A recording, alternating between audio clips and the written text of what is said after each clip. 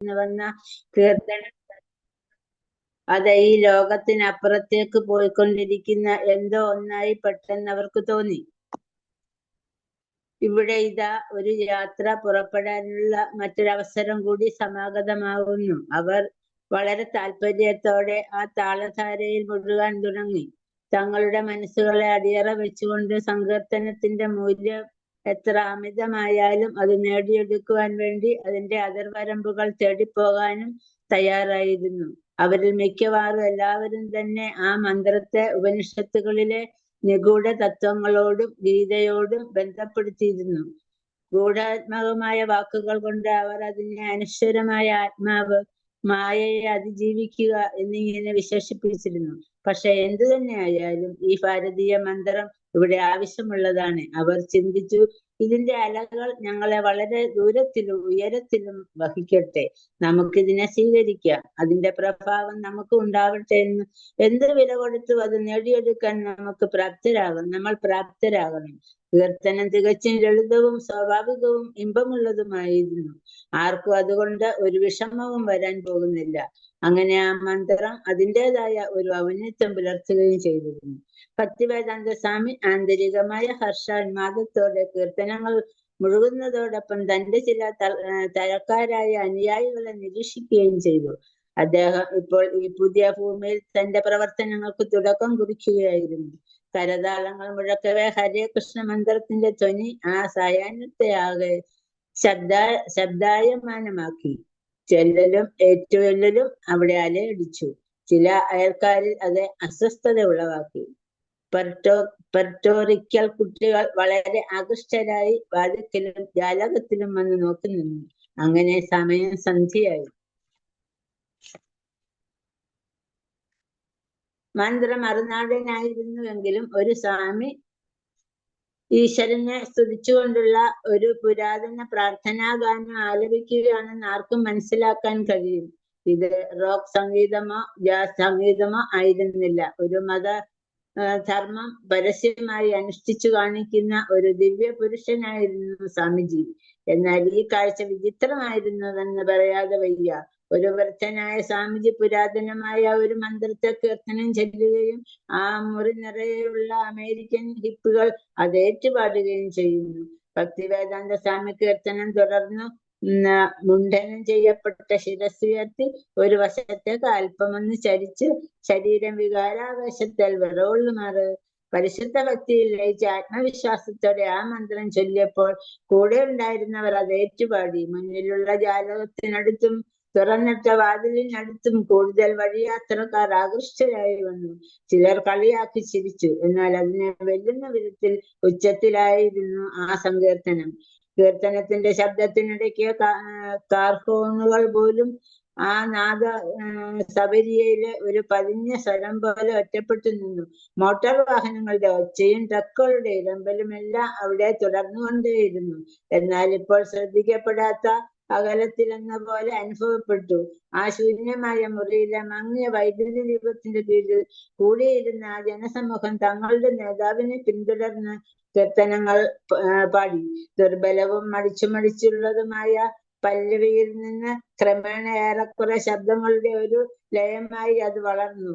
ഇതിന്റെ രഹസ്യങ്ങൾ കണ്ടെത്താമെന്ന പ്രത്യാശയോടെ അവരുടെ കഴിവുകളെല്ലാം അതിൽ അർപ്പിച്ചുകൊണ്ട് കയ്യടി ഒച്ചയോടെ താളത്തിനനുസൃതമായുള്ള അവരുടെ ആലാപനം തുടർന്നുകൊണ്ടിരുന്നു.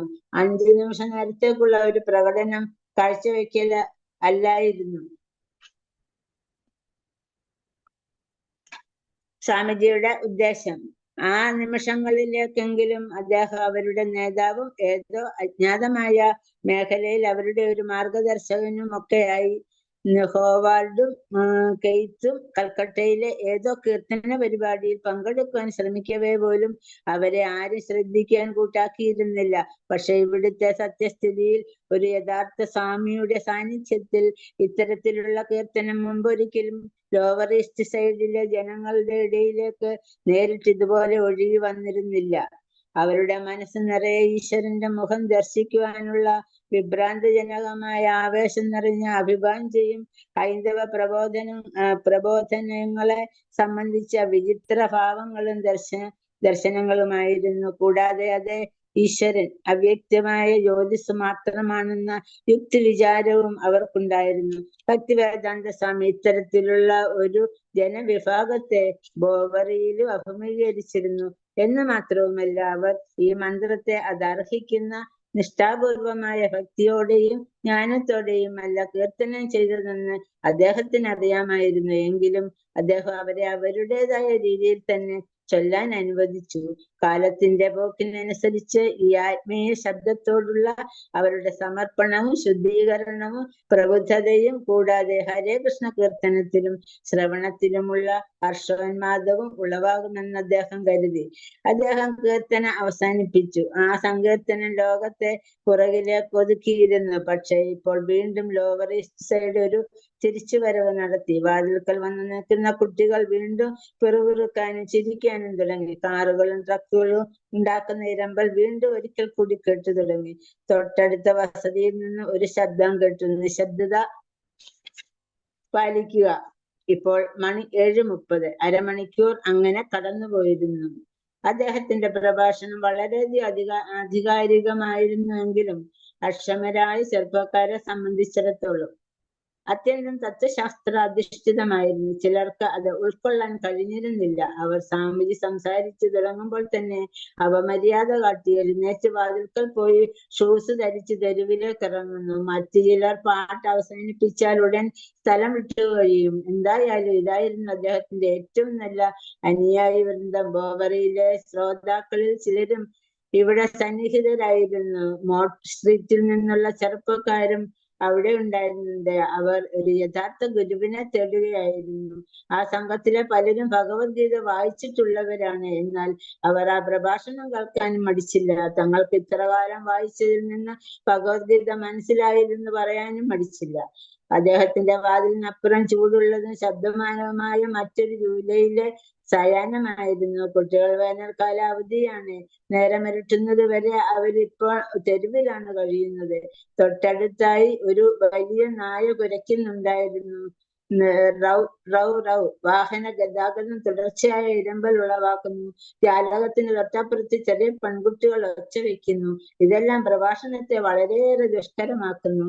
കുട്ടികളും വാഹനങ്ങളും നായ്ക്കളും സൃഷ്ടിക്കുന്ന ശബ്ദ കോലാഹലം ഉണ്ടായിട്ടും വാതിൽ തുറന്നു തന്നെയായിരിക്കണമെന്ന് അദ്ദേഹം ആഗ്രഹിച്ചു.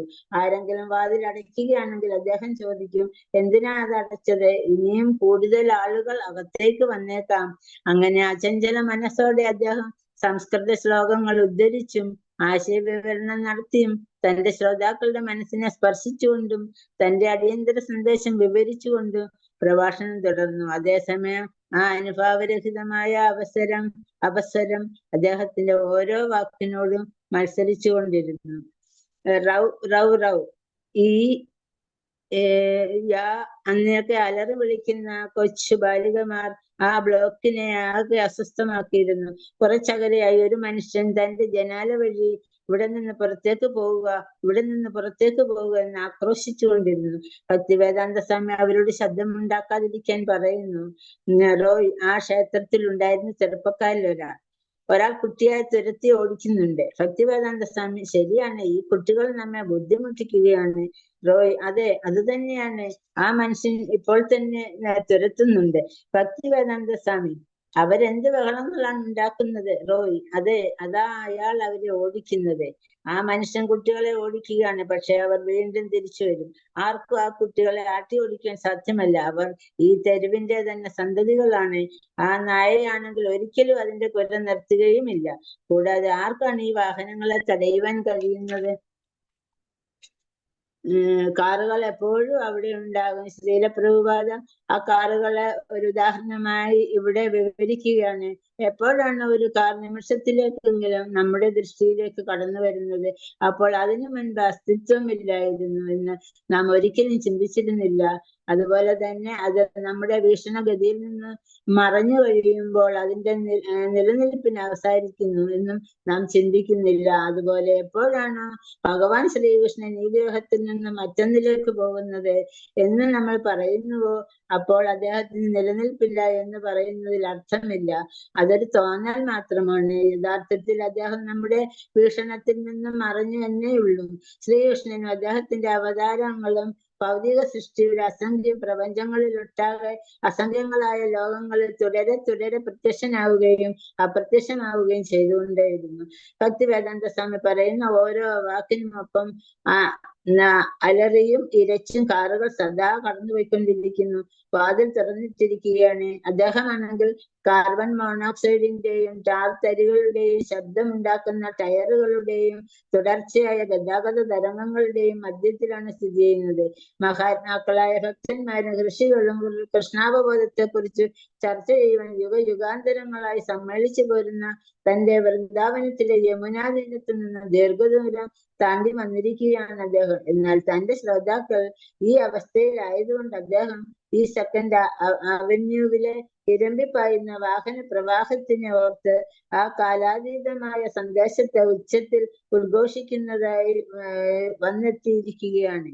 അദ്ദേഹം ഇപ്പോഴും ഒരേ കാര്യം തന്നെയാണ് ശക്തിയുക്തമായി പ്രസ്താവിക്കുന്നത്. കൃഷ്ണാവബോധത്തിൽ അധിഷ്ഠിതമായി നിങ്ങൾ എന്ത് ചെയ്താലും അത് എത്ര തന്നെ നിസ്സാരമായാലും നിങ്ങൾക്ക് എന്നേക്കും ഗുണകരമാണ്. എന്നാൽ ഇപ്പോൾ നഗരത്തിലെ ഉന്നത മേഖലയിലും ബോവറിയിലും ഉണ്ടായിരുന്ന തന്റെ പ്രവർത്തനങ്ങളെക്കാൾ മെച്ചമായി തന്റെ ശ്രോതാക്കളോട് കൃഷ്ണാവബോധത്തെ പൂർണ്ണമായി ഉൾക്കൊള്ളുവാനും കൂടാതെ ഭക്തരായി തീരുവാനും അദ്ദേഹം ഉപദേശിക്കുന്നു. അദ്ദേഹം അവർക്ക് ഉറപ്പ് നൽകുന്നത് ഇപ്രകാരമാണ്: ഒരാൾ മുൻപ് എന്താണ് ചെയ്തിരുന്നത്, എന്ത് പാപകർമ്മങ്ങളാണ് ചെയ്തിരുന്നത് എന്നതിന് പ്രസക്തിയില്ല. ഒരു വ്യക്തി ഒരുപക്ഷെ ആദ്യമൊന്നും എല്ലാം തികഞ്ഞവനായിരിക്കുകയില്ല. എന്നാൽ അയാൾ സേവന നിരതനാകുമ്പോൾ അതിനുശേഷം അയാൾ ശുദ്ധീകരിക്കപ്പെടുന്നു. പെട്ടെന്ന് ബോവറിയിലെ ഒരു സമൂഹ ഭ്രഷ്ടനായ വ്യക്തി മദ്യലഹരി ചൂളമടിച്ചുകൊണ്ടും ആക്രോശിച്ചുകൊണ്ടും അവിടേക്ക് കടന്നു വന്നു. ശ്രോതാക്കൾ ഇത് മൂഢരായി അനങ്ങാതെ ഇരിക്കുന്നു. മദ്യപാനി: താങ്കൾക്ക് ക്ഷേമം തന്നെയോ? ഞാൻ തീർച്ചയായും മടങ്ങി വരും. ഞാൻ മറ്റൊന്നുകൂടി കൊണ്ടുവന്നിട്ടുണ്ട്. ഭക്തിവേദാന്ത സ്വാമി: ശല്യം ചെയ്യരുത്, ഇരിക്കൂ, ഞങ്ങൾ വളരെ ഗൗരവമുള്ള കാര്യങ്ങൾ സംസാരിക്കുകയാണ്. മദ്യപാനി: ഞാനത് അവിടെ വെക്കും. ആ പള്ളിയിൽ. ശരി, ഞാൻ ഉടനെ മടങ്ങി വരും. വെളുത്ത മുടിയും നീളം കുറഞ്ഞതും ബ്രഷ് പോലെയുള്ളതുമായ താടിമീശ ഉള്ളവനും അഴുക്ക് പിടിച്ച വസ്ത്രങ്ങൾ ധരിച്ചവനുമായിരുന്നു അയാൾ. അയാളുടെ ശരീര ദുർഗന്ധം ആ ക്ഷേത്രമാകെ പരന്നു. എന്നാൽ പിന്നീട് അയാൾ പെട്ടെന്ന് വശം തിരിഞ്ഞ് വാതിലിലൂടെ പുറത്തു കടന്ന് സ്ഥലം വിട്ടു. ഭക്തിവേദാന്ത സ്വാമി ചെറുതായി ഒന്ന് ചിരിച്ചിട്ട് തന്റെ പ്രഭാഷണം തുടർന്നു. എന്നാൽ 5 മിനിറ്റ് കഴിഞ്ഞ് ആ മദ്യപാനി തന്റെ വരവിനെ അറിയിച്ചുകൊണ്ട് വീണ്ടും കടന്നു വന്നു. അങ്ങേക്ക് സുഖം തന്നെയോ? അയാളുടെ കയ്യിൽ എന്തോ ഉണ്ട്. ആ ആൾക്കൂട്ടത്തിനിടയിലും അയാൾ തന്റെ വഴിയുണ്ടാക്കി നടന്ന് ക്ഷേത്രത്തിന്റെ പിൻഭാഗത്തായി ഇരിക്കുന്ന സ്വാമിജിയുടെ അടുത്തേക്ക് നീങ്ങി.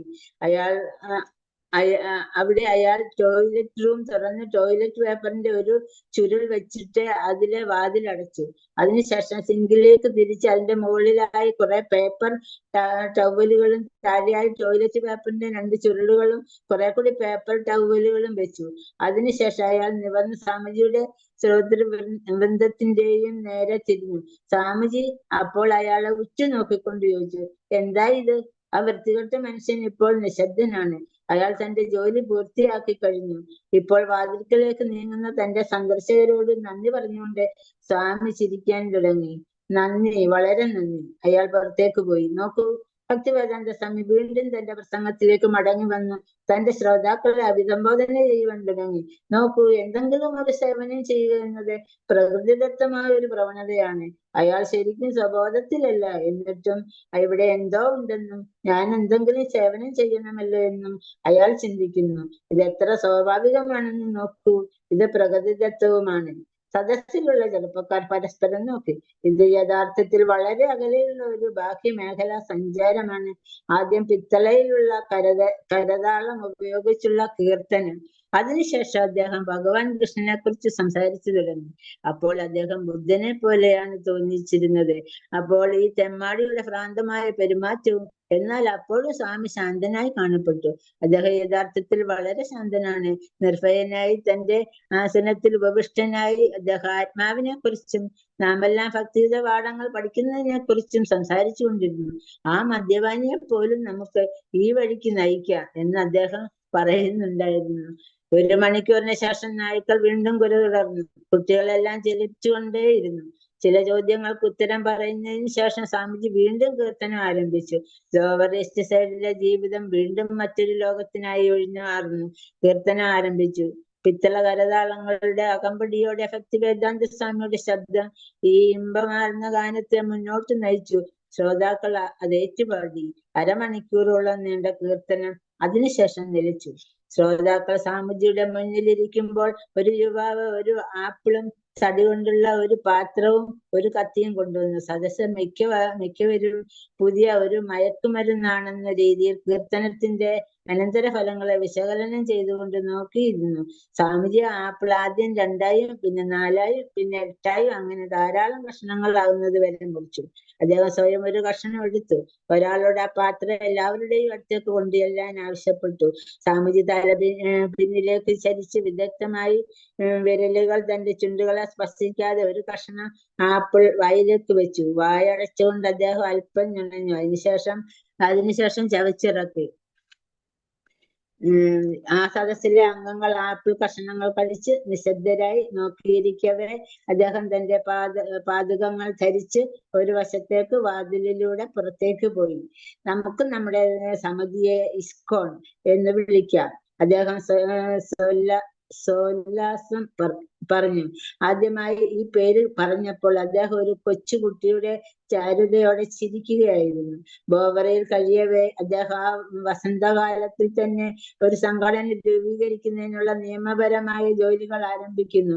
എന്നാൽ അതിന്റെ നിയമപരമായ തുടക്കത്തിന് മുൻപ് തന്നെ അദ്ദേഹം തന്റെ കൃഷ്ണാവബോധം പ്രചരിപ്പിക്കുന്നതിനുള്ള അന്താരാഷ്ട്ര സമിതിയെ കുറിച്ച് സംസാരിക്കാറുണ്ടായിരുന്നു. അങ്ങനെ അദ്ദേഹം ഇന്ത്യയിലേക്ക് അയച്ചിരുന്ന കത്തുകളും വില്ലേജ് വോയിസ് എന്ന പത്രത്തിലും ഈ നാമം പ്രസിദ്ധപ്പെടുത്തിയിരുന്നു.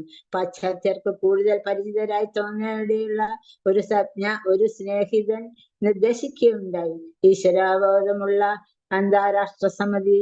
എന്നാൽ ഈശ്വരൻ എന്നത് ഒരു അവ്യക്തമായ പദമെന്നിരിക്കെ കൃഷ്ണൻ എന്നത് വാസ്തവികതയുടെ ഉള്ളതും ശാസ്ത്രവുമാകുന്നു. ഈശ്വരാവബോധം എന്നത് ആധ്യാത്മികമായ ശക്തി കുറഞ്ഞതും വേണ്ടത്ര വൈയക്തികത്വം ഇല്ലാത്തതുമാണ്. അതുമല്ലെങ്കിൽ തന്നെ പാശ്ചാത്യർക്ക് കൃഷ്ണൻ ദൈവം തന്നെയാണെന്ന് അറിവില്ലെങ്കിൽ അന്താരാഷ്ട്ര കൃഷ്ണാവബോധ സമിതി ഭഗവാന്റെ അവദാനങ്ങൾ ഓരോ പട്ടണത്തിലും ഗ്രാമത്തിലും പ്രചരിപ്പിക്കുകയും വഴി അവിടെ അത് പറഞ്ഞു മനസ്സിലാക്കുകയും ചെയ്യും. കൃഷ്ണാവബോധം എന്നത് 16-ാം നൂറ്റാണ്ടിൽ രചിക്കപ്പെട്ട ശ്രീലരൂപ ഗോസ്വാമിയുടെ പദ്യാവലിയുടെ ഒരു പദസമുച്ചയത്തിന് ഭക്തിവേദാന്ത സ്വാമി സ്വയം നൽകിയ വിവർത്തനമാണ്. കൃഷ്ണഭക്തി രസഭാവിത ഭഗവാൻ ശ്രീകൃഷ്ണന് വേണ്ടി ഭക്തിയുടെ സേവനം ചെയ്യുന്നതിനുള്ള ആ രസത്തിൽ നിമഗ്നരാകുക എന്നതാണ് അതിന്റെ അർത്ഥം. ഇസ്കോൺ രൂപീകരിക്കുന്നതിന്റെ ഉദ്ദേശ ലക്ഷ്യങ്ങളുടെ വിവരണത്തിൽ നിന്നും ഭക്തിവേദാന്ത സ്വാമിയുടെ ചിന്താഗതി വ്യക്തമാകുന്നുണ്ട്. അവ അദ്ദേഹം 1954 ഝാൻസിയിൽ രൂപീകരിച്ച ഭക്തസഭയുടെ, അതായത് ലീഗ് ഓഫ് ഡിവോട്ടീസ് പ്രോസ്പെക്റ്റിൽ വിവരിക്കുന്നതിന് സമാനമായ 7 കാര്യങ്ങൾ ഉൾക്കൊള്ളിച്ചിട്ടുള്ളതാണ്. ആ പ്രയത്നം സഫലമായില്ല എങ്കിലും അദ്ദേഹത്തിന്റെ ഉദ്ദേശങ്ങൾക്ക് മാറ്റമൊന്നും ഉണ്ടായില്ല. സമയമായ പ്രഭു ഇല്ല. അന്താരാഷ്ട്ര കൃഷ്ണാവബോധ സമിതിയുടെ 7 ഉദ്ദേശ ലക്ഷ്യങ്ങൾ.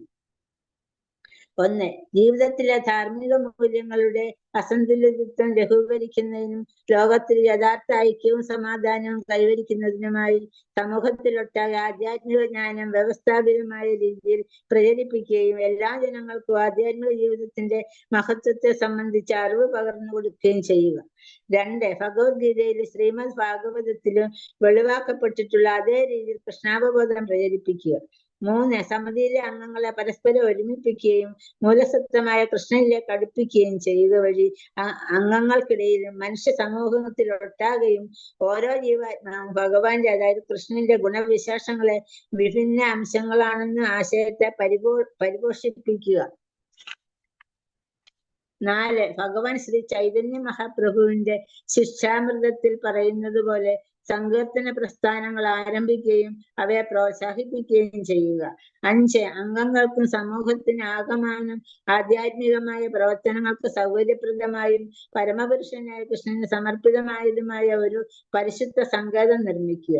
6. അംഗങ്ങളെ തമ്മിൽ കൂടുതൽ അടുപ്പിക്കുകയും ലളിതവും പ്രകൃതിദത്തവുമായ ഒരു ജീവിതം നയിക്കുന്നതിന് അവരെ പരിശീലിപ്പിക്കുകയും ചെയ്യുക. 7 മേൽപ്പറഞ്ഞ ഉദ്ദേശ ലക്ഷ്യങ്ങൾ നിറവേറ്റുന്നതിനായി ആനുകാലികങ്ങളും മാസികകളും ഗ്രന്ഥങ്ങളും ലേഖനങ്ങളും പ്രസിദ്ധീകരിക്കുകയും അവ വിതരണം നടത്തുകയും ചെയ്യുക. ഇസ്കോണിന്റെ ചാർട്ടർ അംഗങ്ങൾ സമിതിയുടെ ഉദ്ദേശങ്ങളെപ്പറ്റി വിചാരിക്കുന്നത് എന്തു തന്നെയായാലും ഭക്തിവേദാന്ത സ്വാമി അവയെ അടിയന്തരമായി നടക്കാനിരിക്കുന്ന വസ്തുതകളെയാണ് കണ്ടിരുന്നത്. മാൻഹാർട്ടൻ പാർക്കിലെ ഒരു ബെഞ്ചിൽ 1965 കണ്ടുമുട്ടിയ സബ്വേ കളക്ടറായ മിസ്റ്റർ റൂബൻ രേഖപ്പെടുത്തിയിട്ടുള്ളത് പോലെ അദ്ദേഹം ഭക്തന്മാരെ കൊണ്ട് നിറഞ്ഞ ക്ഷേത്രങ്ങൾ നിർമ്മിക്കുമെന്ന് അദ്ദേഹത്തിന് ഉറപ്പുണ്ടായിരുന്നു. ഇവിടെ ക്ഷേത്രങ്ങളും ഉണ്ടാവും, ഗ്രന്ഥങ്ങളും ഉണ്ടാവും അദ്ദേഹം പറഞ്ഞു. അവ ഇപ്പോഴും നിലനിൽക്കുന്നുണ്ട്. പക്ഷെ സമയമാണ് അവയെ നമ്മിൽ നിന്ന് വേർതിരിച്ച് നിർത്തുന്നത്.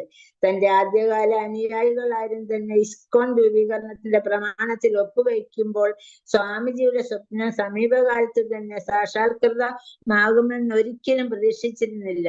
ഈ 7 ഉദ്ദേശങ്ങൾ ന്യൂയോർക്കിലെ ഏതാനും സംസ്ഥാന ഗവൺമെന്റ് ഉദ്യോഗസ്ഥന്മാരെ വിശ്വസിപ്പിക്കാൻ വേണ്ടി കണ്ടുപിടിച്ച ദൈവവിശ്വാസാധിഷ്ഠിതമായ വാചാടോപങ്ങളായിരുന്നില്ല.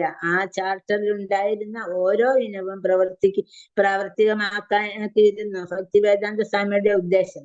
സ്വാമിയുടെ സാന്നിധ്യവും സംഭാഷണവും കീർത്തനങ്ങളും ആ സമൂഹത്തെ വളരെയധികം ആകർഷിച്ചു. ആ മുറിയെ ക്ഷേത്രം എന്നവർ വിശേഷിപ്പിക്കാൻ തുടങ്ങി. എന്നാൽ അത് അപ്പോഴും ശൂന്യവും മലിനവുമായ ഒരു മുറി മാത്രമായിരുന്നു. ആ മുറി അലങ്കരിക്കുന്നതിനുള്ള പ്രചോദനം വന്നത് മോർട്ട് സ്ട്രീറ്റിലെ യുവാക്കളിൽ നിന്നായിരുന്നു.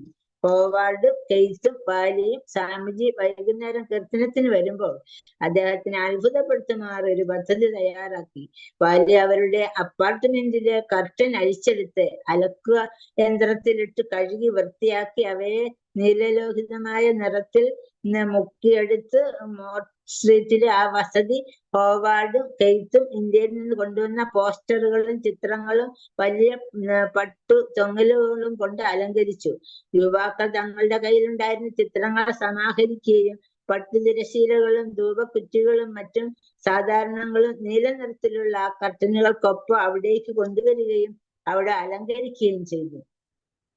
അവിടെ അവർ സ്വാമിജിക്ക് ഇരിക്കുന്നതിനായി തടി കൊണ്ടൊരു ആസനം നിർമ്മിച്ച് അതിൽ നല്ലൊരു വെൽവെറ്റ് തുണി വിരിച്ച് ആസനത്തിന് പിന്നിൽ അങ്കണത്തിലേക്ക് തുറക്കുന്ന 2 ജാലകങ്ങളിലൂടെ ഭിത്തിക്ക് നടുവിലായി പർപ്പിൾ നിറത്തിലുള്ള കർട്ടനും അതിന്റെ ഇരുവശങ്ങളിലായി ചേർത്ത ഓറഞ്ച് നിറത്തിലുള്ള 2 കർട്ടനുകളും തൂക്കി. സ്വാമിജിയുടെ ഇരിപ്പിടത്തിന് ഹരേ കൃഷ്ണ മാതാജി. Thank you. മാതാജി വന്നിട്ടുണ്ട്. നമുക്ക് ഹർഗ്രേസ് പൂർണ്ണനന്ദിനി മാതാജിയെ ഹരേ കൃഷ്ണ മഹാമന്ത്രം 2 പ്രാവശ്യം പറഞ്ഞ് സ്വാഗതം ചെയ്യാം. ഹരേ കൃഷ്ണ കൃഷ്ണ കൃഷ്ണ ഹരേ ഹരേ ഹരേ രാമ രാമ രാമ ഹരേ ഹരേ ഹരേ ഹരേ കൃഷ്ണ കൃഷ്ണ കൃഷ്ണ ഹരേ ഹരേ ഹരേ രാമ രാമ രാമ ഹരേ ഹരേ ഹരേ കൃഷ്ണ ഹരേ രാമ രാമ ഹരേ ഹരേ കൃഷ്ണ രാം രാം ഹരേ ഹരേ രാധമാധവ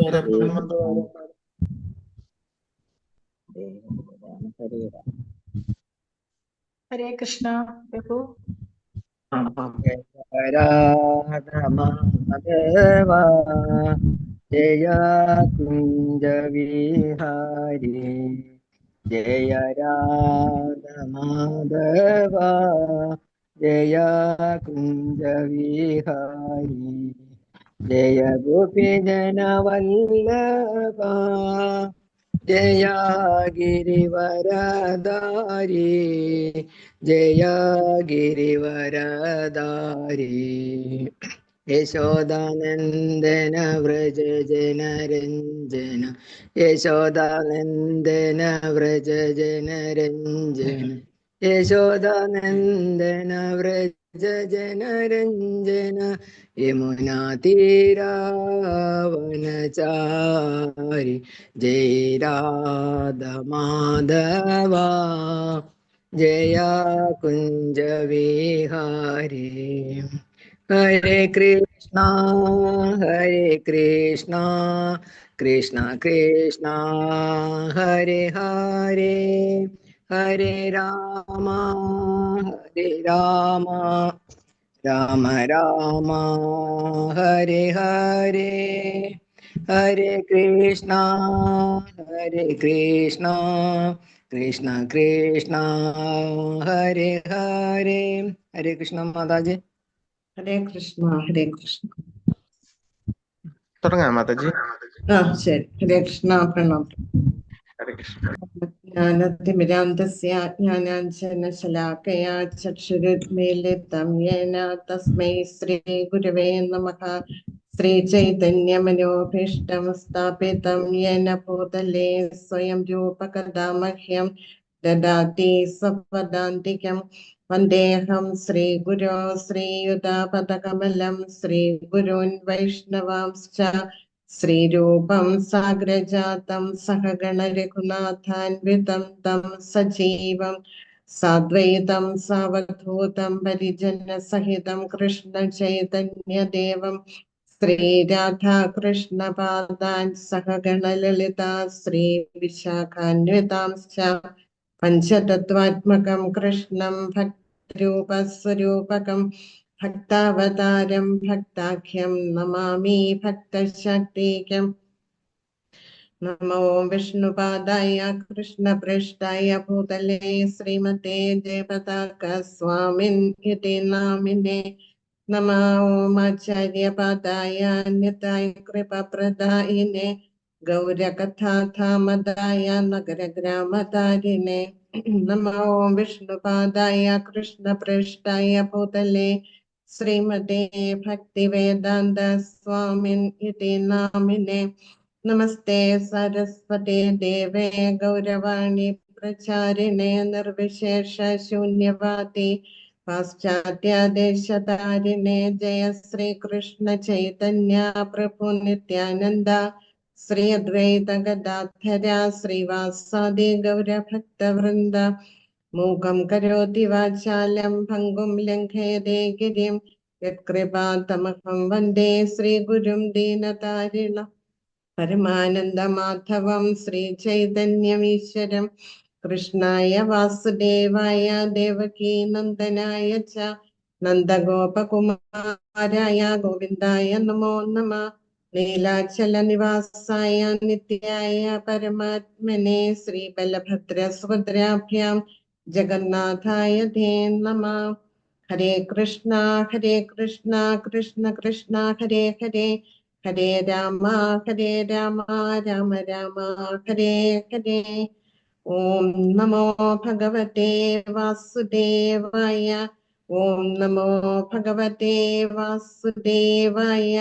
ഓം നമോ ഭഗവതേ വാസുദേവായ. ഹരേ കൃഷ്ണ. നമ്മൾ കഴിഞ്ഞ ക്ലാസ്സില് ശ്ലോകം 10 വരെയാണ് എടുത്തത്. ഇനി 11. യതന്തോ യോഗിനശ്ചൈനം പശ്യന്ത്യാത്മന്യവസ്ഥിതം യതന്തോ അപ്യകൃതാത്മാനോ നൈനം പശ്യന്ത്യചേതസഃ. വിവർത്തനം. ആത്മസാക്ഷാത്കാരം ലഭിച്ച് എപ്പോഴും യത്നിച്ചുകൊണ്ടേയിരിക്കുന്ന അതീന്ദ്രിയവാദികൾക്ക് ഇതെല്ലാം വ്യക്തമായി കാണാൻ കഴിയും. മനോവികാസം പ്രാപിക്കാത്തവർക്കും ആത്മസാക്ഷാത്കാരം ലഭിക്കാത്തവർക്കും ശ്രമിച്ചാലും എന്താണ് സംഭവിക്കുന്നതെന്ന് കാണാൻ കഴിയില്ല. നമ്മൾ കഴിഞ്ഞ ക്ലാസ്സിൽ ഇത് പറഞ്ഞാണ് അവസാനിപ്പിച്ചത്. അതായത് കൃഷ്ണാവബോധം പരിപൂർണമായിട്ട് വികസിപ്പിച്ചല്ലെങ്കിൽ വളർന്നു വന്നവരെ മറ്റുള്ളവർക്ക് കാര്യങ്ങൾ പറഞ്ഞു കൊടുക്കാന് നമ്മൾ പരിശ്രമിക്കണം. അതായത് ഈ ഭൗതിക ലോകം അതായത് ദുഃഖാലയമാണെന്നും ഇവിടെ ജീവിച്ചു കഴിഞ്ഞാൽ നമ്മൾ ക്ലേശങ്ങളിൽ പെടുകയുള്ളൂ, ഇവിടെ നിന്ന് കിട്ടുന്ന ആനന്ദം താൽക്കാലികമാണെന്നും നമുക്ക് ഇവിടെ എന്നെന്നും ഇവിടെ ജീവിച്ചിരിക്കാൻ സാധിക്കില്ല. മരണം എന്നൊരു പ്രതിഭാസമുണ്ട്, അത് ഏത് നിമിഷവും കടന്നു വരാം. മരണത്തിലൂടെ ആത്മാവിന് എന്താണ് സംഭവിക്കുന്നത് എന്ന് സാധാരണക്കാർക്ക് മനസ്സിലാക്കി എടുക്കാന് സാധിക്കില്ല. അതായത് ഭഗവത് സാക്ഷാത്കാര പാതയിലൂടെ സഞ്ചരിക്കുന്നവർക്കാണ് മരണം എന്താണെന്നും ഈ ഭൗതിക ലോകം എന്താണെന്നും ജീവാത്മാവിന്റെ അവസ്ഥ എന്താണെന്നും ജീവാത്മാവ് എങ്ങനെയാണ് ഈ ഭൗതിക ലോകത്തെ മറികടക്കേണ്ടതെന്നും ഒക്കെ മനസ്സിലാകുന്നു. അങ്ങനെ മനസ്സിലാക്കിയവര് മറ്റുള്ളവരെ ഈ കാര്യങ്ങൾ പറഞ്ഞു കൊടുക്കാന് പരിശ്രമിക്കണം എന്നാണ് ശ്രീല പ്രഭുപാദരും മഹാപ്രഭു നമ്മളെ പഠിപ്പിച്ചിരിക്കുന്നത്. അത് ജനങ്ങൾ അംഗീകരിക്കുന്നുണ്ടോ ഇല്ലയോ എന്നും നമ്മൾ നോക്കേണ്ട ആവശ്യമില്ല. അത് അവരും ഭഗവാനും തമ്മിലുള്ള ഇടപാടാണ്. നമ്മൾ മനസ്സിലാക്കിയ കാര്യങ്ങൾ നമ്മൾ മറ്റുള്ളവർക്ക് പറഞ്ഞു കൊടുക്കാൻ നമ്മൾ ശ്രമിക്കുക. അതാണ് ഓരോ ജീവാത്മാക്കളിലും ചെയ്യേണ്ടത്. അപ്പൊ ആധ്യാത്മിക സാക്ഷാത്കാരത്തിനായിട്ട്, അതായത് ഭഗവത് സാക്ഷാത്കാരത്തിനായിട്ട് പരിശ്രമിക്കുന്നവര് ധാരാളം ഉണ്ട്. അതിനുള്ള വഴികളും ധാരാളം ഉണ്ട്. പക്ഷെ ഇതിൽ ഏറ്റവും പ്രധാനം കൃഷ്ണാവബോധത്തിൽ വന്നിട്ട് കൃഷ്ണാവബോധത്തോടെ ഭക്തിയുടെ സേവനം ചെയ്യുക എന്നതാണ്. അത് പ്രത്യക്ഷമായിട്ടുള്ള മാർഗമാണ്. അങ്ങനെ നമ്മള് പ്രവൃത്തികളിൽ ഏർപ്പെട്ടെങ്കിൽ മാത്രമേ നമ്മുടെ ശരീരത്തിൽ നടക്കുന്ന മാറ്റങ്ങള് നമുക്ക് മനസ്സിലാക്കി എടുക്കാൻ സാധിക്കുകയുള്ളൂ. അതായത് ഒരു ശിശു പിറന്നു കഴിഞ്ഞാൽ അത് പലതരത്തിലുള്ള ഘട്ടങ്ങളിൽ കൂടി കടന്നു പോകുന്നുണ്ട്. ഓരോ സ്റ്റെപ്പിലും അതിന്റെ വളർച്ചയിലെ മാറ്റങ്ങൾ വരുന്നുണ്ട്. അവസാനം ജരാനര ബാധിച്ച് മരിക്കാൻ നമ്മൾ തയ്യാറെടുക്കുകയാണ് ചെയ്യുന്നത്.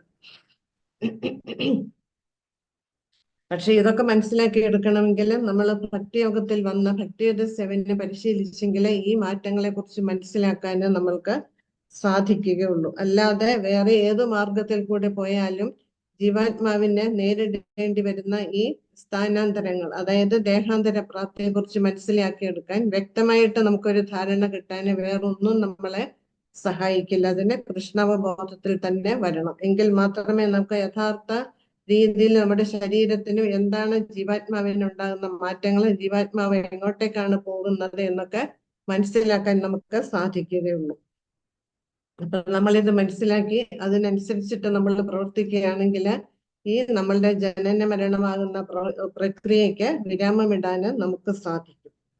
അപ്പൊ അതുകൊണ്ടാണ് ശ്രീല പ്രഭുപാദര് പറയുന്നത് കൃഷ്ണാവബോധത്തോടെയുള്ള വിശുദ്ധ ഭക്തിയുടെ സേവനത്തിൽ മുഴുകണം. അതിൽ ഏർപ്പെടുന്നവർക്ക് മാത്രമേ എന്താണ് ഒരു ജീവാത്മാവിന് സംഭവിക്കുക എന്ന് മനസ്സിലാക്കാന് സാധിക്കുള്ളൂ എന്ന്. യഥാദിത്യഗതം തേജോ ജഗദ്ഭാസയതേ അഖിലം യച്ഛന്ദ്രമസി യച്ഛാഗ്നോ തത്തേജോ വിദ്ധി മാമകം. അങ്ങനെ പ്രപഞ്ചത്തിലെ അന്ധകാരം അത്രയും നീക്കി അതിനെ ശോഭായമാനമാക്കുന്ന സൂര്യന്റെ തേജസ് എന്നിൽ നിന്നാണ് വരുന്നത്. ചന്ദ്രന്റെയും അഗ്നിയുടെയും തേജസ്സുകളും എന്നിൽ നിന്ന് തന്നെ വരുന്നതാണ്. അപ്പം നമ്മൾ എന്തെങ്ങനെ നോക്കിയാലും ഈ സൃഷ്ടിയിൽ കാണുന്നതിന്റെ എല്ലാം മൂല കാരണം എന്ന് പറയുന്നത് ആരാണ്? ഭഗവാനാണ്. ഭഗവാനിൽ നിന്നാണ് ജീവാത്മാക്കൾക്ക് ഇവിടെ ജീവിക്കേണ്ടതിന് ആവശ്യമായിട്ടുള്ള എല്ലാം തന്നെ കിട്ടുന്നത്. നമ്മുടെ ശരീരവും നമ്മളുടെ കർമ്മങ്ങൾക്കനുസൃതമായിട്ടാണ് നമ്മൾക്ക് ശരീരം കിട്ടുന്നതെങ്കിലും അതിന് വേണ്ടുന്ന എല്ലാ സാഹചര്യങ്ങളും ഒരുക്കി തരുന്നത് ആരാണ്? ഭഗവാനാണ്. അതിൽ നമ്മള് വേണ്ടുവോളം ആസ്വദിച്ചിട്ട് ഇതിൽ മതിവരുത്തി നമ്മൾ ഭഗവാനിലേക്ക് തിരിച്ചെത്തണം എന്നുള്ള ആഗ്രഹത്തോടെ ഭക്തി പരിശീലിക്കാനുള്ള സാഹചര്യങ്ങളും നമുക്ക് തരുന്നുണ്ട് ഭഗവാൻ. അങ്ങനെ എല്ലാം ഭഗവാന്റെ സഹായത്തോടെ അല്ലാതെ നമുക്ക് ഈ സൃഷ്ടിയിലെ ഒരു ജീവാത്മാവിനും നിലനിൽക്കാൻ ഇവിടെ സാധിക്കില്ല. നമുക്ക് വൈദ്യുതിയായിട്ടും സൂര്യചന്ദ്രന്മാരും അഗ്നിയായിട്ടും എല്ലാം വരുന്നത് ആരാണ്? ഭഗവാൻ തന്നെയാണ്. പ്രകാശത്തിന്റെ ഉറവിടം എന്ന് പറയുന്നത് ഭഗവാനാണ്. നമ്മൾ ഇത് മനസ്സിലാക്കി നമ്മളെ കൃഷ്ണാവബോധത്തിന് അനുസൃതമായിട്ട് ഒരു ജീവിതം കെട്ടിപ്പടുക്കുകയാണെങ്കിൽ നമുക്ക് മുക്തരാവാന് സാധിക്കും. എല്ലാ ജീവാത്മാക്കളും ആരാണ്? ഭഗവാന്റെ അംശങ്ങളാണ്. അപ്പൊ അങ്ങനെ നമുക്ക് ആ മനസ്സിലാക്കി ആ അംശത്തെ പരിപൂർണതയിൽ എത്തിക്കാൻ നമ്മൾ പരിശ്രമിക്കണം. ഭഗവാൻ പറയുന്നുണ്ട്, നമ്മൾ വിഭൂതി യോഗത്തിലെ 10ാമത്തെ അധ്യായത്തിൽ പറയുന്നുണ്ട് എല്ലാം ജലത്തിന്റെ രസം, അഗ്നി, അതുപോലെ തന്നെ സൂര്യചന്ദ്രന്മാര് ഇതെല്ലാം ഭഗവാനാണ് എന്ന് പറയുന്നുണ്ട്. അപ്പൊ സൂര്യൻ ഉദിക്കുന്നതോടെയാണ് ജീവാത്മാക്കളുടെ പ്രവർത്തനങ്ങൾ ആരംഭിക്കുന്നത്. ഇപ്പൊ ഫാക്ടറികൾ പ്രവർത്തിക്കുന്നു, ഇതിനെല്ലാം എന്ത് വേണം? അഗ്നി വേണം. ഈ അഗ്നി എന്ന് പറയുന്നതും ഭഗവാൻ തന്നെയാണ്. അപ്പം സൂര്യപ്രകാശം, അഗ്നി, നിലാവ് എന്നിവയെല്ലാം ജീവാത്മാക്കൾക്ക് ആവശ്യമാണ്. ഈ അവശ്യ വസ്തുക്കളെല്ലാം സപ്ലൈ ചെയ്യുന്നത് ആരാണ്? ഭഗവാനാണ് എന്ന് നമ്മൾ മനസ്സിലാക്കണം. സസ്യങ്ങളെ ശരിയായ രീതിയിൽ വളരണമെങ്കിൽ എന്ത് വേണം? ചന്ദ്രന്റെ പ്രകാശം, അതായത് നിലാവ് വേണം. നിലാവ് കാണുമ്പോൾ നമുക്ക് ഒരു ഉന്മേഷമാണ് ഉണ്ടാവുക. നിലാവ് കാണുമ്പോൾ നമ്മൾ ആരെ സ്മരിക്കണം? ഭഗവാനെ നമ്മൾ സ്മരിക്കണം. അപ്പം ഈ സൃഷ്ടിയിൽ എന്ത് കണ്ടാലും നമ്മൾ ഭഗവാന്റെ കരുണയാണ്, ഭഗവാൻ എത്രമാത്രം കരുണയാണ് നമ്മളോട് കാണിക്കുന്നതെന്നുള്ള ആ ഒരു സ്മരണ നമ്മളില് ഉണ്ടാവണം. അങ്ങനെ എന്തിനും ഭഗവാന്റെ സഹായം കൂടാതെ നമുക്ക് ഈ സൃഷ്ടിയിൽ നിലനിൽക്കാന് സാധിക്കില്ല. അപ്പം ഈ ചിന്തകളൊക്കെ നമ്മളെ എങ്ങോട്ടേക്ക് നയിക്കും? കൃഷ്ണാവബോധത്തിലേക്ക് നമ്മെ നയിക്കുന്നതാണ്. അപ്പൊ ഓരോ ജീവാത്മാക്കളും ഇത് മനസ്സിലാക്കുകയാണെങ്കിൽ ഈ സൃഷ്ടിയിലുള്ളവരെല്ലാം തന്നെ കൃഷ്ണാവബോധത്തിൽ വന്ന് അവരവരുടെ ജീവിതം സഫലമാക്കാന് പരിശ്രമിക്കും. ഗാമാവിശ്യേച ഭൂതാനി ധാരയാമ്യഹമോജസ ഉഷ്ണാമി ചൗഷധി സർവ സോമോ ഭൂത്വാ രസാത്മകഃ. ഞാൻ ഓരോ ഗൃഹത്തിലും ഉൾപ്പോകി അവയെ എന്റെ ശക്തി കൊണ്ട് ഭ്രമണപഥത്തിൽ നിലനിർത്തുന്നു. ഞാൻ തന്നെ ചന്ദ്രനായി തീർന്ന് എല്ലാ സസ്യങ്ങൾക്കും ജീവരസം പകരുന്നു. അപ്പം നമ്മൾ സ്കൂളുകളിൽ പഠിച്ചിട്ടുണ്ട്, എല്ലാ ഗ്രഹങ്ങളും നിലനിൽക്കുന്നത് എന്തുകൊണ്ടാണ്? ഗുരുത്വാകർഷണ ബലം കൊണ്ടാണ് എന്ന്, ഇല്ലേ? നക്ഷത്രങ്ങളും ഗ്രഹങ്ങളും എല്ലാം ആകാശത്ത് അന്തരീക്ഷത്തില് നിലനിൽക്കുന്നത് ഗുരുത്വാകർഷണ ബലം. നമ്മൾ മുകളിലേക്ക് ഒരു വസ്തു ഇട്ടാൽ അത് താഴേക്ക് വരുന്നതും ഗുരുത്വാകർഷണ ബലം കൊണ്ടാണ് എന്ന്. ഇതാണ് ശാസ്ത്രജ്ഞന്മാര് കണ്ടുപിടിച്ചിരിക്കുന്നത്. പക്ഷെ ഈ ഗുരുത്വാകർഷണം എന്താണ് എന്ന്, ആരാണ് ഇതിന്റെ പിന്നിലെന്ന്, ആരുടെ കൈകളാണ് ഇതിന്റെ പിന്നിലെന്ന് അവർക്ക് മനസ്സിലാക്കാന് സാധിക്കില്ല. അവരുടെ ബുദ്ധി ആ ഒരു പരിധി വരെ പോവുകയുള്ളൂ. പക്ഷെ ഇതിന്റെ എല്ലാം പിന്നിൽ ആരാണ്? ഭഗവാനാണ്. ഭഗവാന്റെ ശക്തിയാണ് ഇതിനെയെല്ലാം അന്തരീക്ഷത്തില് താങ്ങി നിർത്തുന്നത്. ഓരോ ഗ്രഹങ്ങളിലും ഓരോ ജീവിയിലും ഓരോ അണുവിലും നമുക്ക് ഭഗവാന്റെ സാന്നിധ്യം അനുഭവിച്ചറിയാന് സാധിക്കും. അങ്ങനെ പരമപുരുഷന്റെ പൂർണ്ണാംശമായിട്ടുള്ള പരമാത്മാവ്, അതായത് ബ്രഹ്മസംഹിതയിൽ പറയുന്നുണ്ട്, അണ്ടാന്തരസ്ഥ പരമാണു ചയാന്തരസ്ഥം ഗോവിന്ദമാദിപുരുഷം തമഹം ഭജാമി. അതായത് എല്ലാ ഗ്രഹങ്ങളിലും എല്ലാ ജീവികളിലും പരമാത്മാവായിട്ട് കുടികൊള്ളുന്നത് ആ ഭഗവാൻ തന്നെയാണ് എന്നാണ് ഇവിടെ പറയുന്നത്. ഭഗവാന്റെ മഹത്വമാണ് ഈ ശ്ലോകത്തിലൂടെ നമ്മൾ മനസ്സിലാക്കേണ്ടത്. അങ്ങനെ സൃഷ്ടിയുടെ ഓരോ മുക്കിലും മൂലയിലും ഭഗവാന്റെ കൈകള്, ഭഗവാന്റെ ശക്തികള് എത്തിച്ചേർന്നിട്ടുണ്ട്. അപ്പൊ ഭഗവാന്റെ ആ സർവവ്യാപിത്വം കൊണ്ടാണ് ഈ സൃഷ്ടി ഉണ്ടായിരിക്കുന്നത് തന്നെ. ശരീരത്തിന് വെള്ളത്തിനു മീതെ പൊങ്ങിക്കിടക്കാൻ കഴിയുന്നത് ആ ശക്തി കൊണ്ടാണ്. ജീവാംശം നഷ്ടപ്പെട്ടാല് ദേഹം മുങ്ങുകയാണ് ചെയ്യുക. ജീർണിച്ചു കഴിഞ്ഞാലോ വൈക്കോൽ തുരുമ്പ് പോലെ പൊങ്ങിക്കിടക്കും. അങ്ങനെ ഗ്രഹങ്ങളെല്ലാം ശൂന്യാകാശത്തിൽ ഒഴുകി നടക്കുന്നത് ഭഗവാന്റെ അചിന്ത്യമായിട്ടുള്ള ശക്തി കൊണ്ടാണ്. ഇപ്പൊ നമ്മളുടെ കയ്യിൽ ഒരു പിടി മണ്ണ് അല്ലെങ്കിൽ ഒരു കല്ല് നമ്മളുടെ അടുത്ത് കയ്യിൽ പിടിച്ചാൽ അത് താഴെ വീഴുമോ? ഇല്ല. അതുപോലെയാണ് ഈ സൃഷ്ടിയിൽ കാണുന്നതൊക്കെ നമ്മൾ ജീവാത്മാക്കൾ ഉൾപ്പെടെ ഭഗവാന്റെ മുഷ്ടിയിലാണ് നിലകൊള്ളുന്നത് എന്ന് നമ്മൾ മനസ്സിലാക്കണം. അത്ര ഭദ്രമായിട്ടാണ് ഭഗവാൻ നമ്മളെ കാത്തുരക്ഷിക്കുന്നത്. വായുവിൽ നീന്തി നടക്കുന്ന ഈ ഗ്രഹങ്ങളും വിശ്വരൂപിയായിട്ടുള്ള ഭഗവാന്റെ മുഷ്ടിക്കുള്ളിലാണ് സ്ഥിതി ചെയ്യുന്നത്. അങ്ങനെ സർവചരാചരങ്ങളും അവരവരുടെ സ്ഥാനത്ത് നിലകൊള്ളാൻ സാധിക്കുന്നത് ഭഗവാന്റെ അചിന്ത്യമായിട്ടുള്ള പ്രഭാവം കൊണ്ടാണ് എന്ന് നമ്മൾ മനസ്സിലാക്കണം. അപ്പം സൂര്യപ്രകാശം ഇല്ലെങ്കിൽ നമുക്കിവിടെ ജീവിക്കാൻ പറ്റുമോ? ഇല്ല. ആ സൂര്യപ്രകാശം എന്ന് പറയുന്നത് ഭഗവാന്റെ തേജസ്സാണ്. അതുപോലെ ഭഗവാന്റെ സഹായം ഇല്ലെങ്കിൽ ഗ്രഹങ്ങളൊക്കെ കാറ്റത്ത് ഇങ്ങനെ പൊടി പോലെ പറന്നു നടന്ന് അവ നാമാവിശേഷമായി തീരുകയാണ് ചെയ്യുക. അതുപോലെ തന്നെ സസ്യങ്ങൾക്ക് സസ്യങ്ങൾക്ക് വളരാനും അതിന്റെ ഫലങ്ങൾക്ക് ആവശ്യമായിട്ടുള്ള സ്വാദും രുചിയും എല്ലാം കിട്ടുന്നത് ഭഗവാന്റെ കൈകടത്തൽ കൊണ്ടാണ്. അങ്ങനെ നമുക്ക് സുഖമായിട്ട് ജീവിക്കാനും ഭക്ഷിക്കാനും പ്രവർത്തിക്കാനും വേണ്ടുന്ന എല്ലാ സൗകര്യങ്ങളും സഹായങ്ങളും ചെയ്തു തരുന്നത് ആരാണ്? ഭഗവാന്റെ കൈകളാണ്. ഭഗവാനാണ് ഇതിന്റെ എല്ലാം പിന്നിലെന്ന് നമ്മൾ മനസ്സിലാക്കി കഴിഞ്ഞാല് പിന്നെ നമ്മൾ ഒരിക്കലും കൃഷ്ണാവബോധത്തിൽ നിന്ന് നമ്മൾ പിന്നാക്കം പോവില്ല. അഹം വൈശ്വാനരോ ഭൂത്വാ പ്രാണിനാം ദേഹമാശ്രിതഃ പ്രാണാപാന സമായുക്ത പചാമ്യന്നം ചതുർവിധം. സകല ജീവികളിലുമുള്ള ദഹനാഗ്നിയാണ് ഞാൻ. ഉൾക്കൊള്ളുന്നതും പുറത്തു തള്ളുന്നതുമായ പ്രാണവായുവിനോട് ചേർന്ന് ഞാൻ 4 വിധത്തിലുള്ള ആഹാരങ്ങളെയും ദഹിപ്പിക്കുന്നു.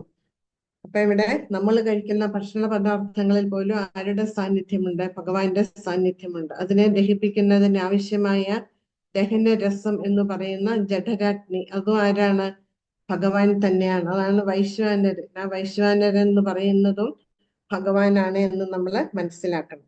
അപ്പം ഒരു പവർ ഹൗസിലെ കറണ്ട് പല രൂപത്തിലാണ് നമ്മുടെ അടുക്കൽ എത്തുന്നത്, ഇല്ലേ? തെരുവ് വിളക്ക് കത്തിക്കാനും ഫാക്ടറികളിലെ മെഷീനുകൾ പ്രവർത്തിപ്പിക്കാനും നമ്മുടെ വീടുകളിലെ ട്യൂബ് ലൈറ്റ്, ഫാന്, മറ്റു ഉപകരണങ്ങൾ ഇതെല്ലാം പ്രവർത്തിക്കാന് ആ വൈദ്യുതിയാണ് നമ്മൾ ഉപയോഗിക്കുന്നത് ഇല്ലേ. അതുപോലെ തന്നെ സൂര്യപ്രകാശം സർവ്വവ്യാപമാണ്, എല്ലായിടത്തും എത്തിച്ചേരുന്നുണ്ട്. അതുപോലെ ഭഗവാന്റെ ശക്തി പല രൂപത്തിലാണ് നമ്മളിൽ സ്ഥിതി ചെയ്യുന്നത്. നമുക്ക് ഭഗവാൻ നമ്മളെ പലതരത്തിലാണ് നമ്മളുടെ ഉള്ളിൽ പ്രവേശിച്ച് നമ്മളെ സഹായിക്കുന്നത്. നമുക്ക് വേണ്ടുന്ന ഭക്ഷണ പദാർത്ഥങ്ങൾ ഉണ്ടാക്കാനും ആര് സഹായിക്കുന്നു? ഭഗവാന്റെ സഹായമുണ്ട്.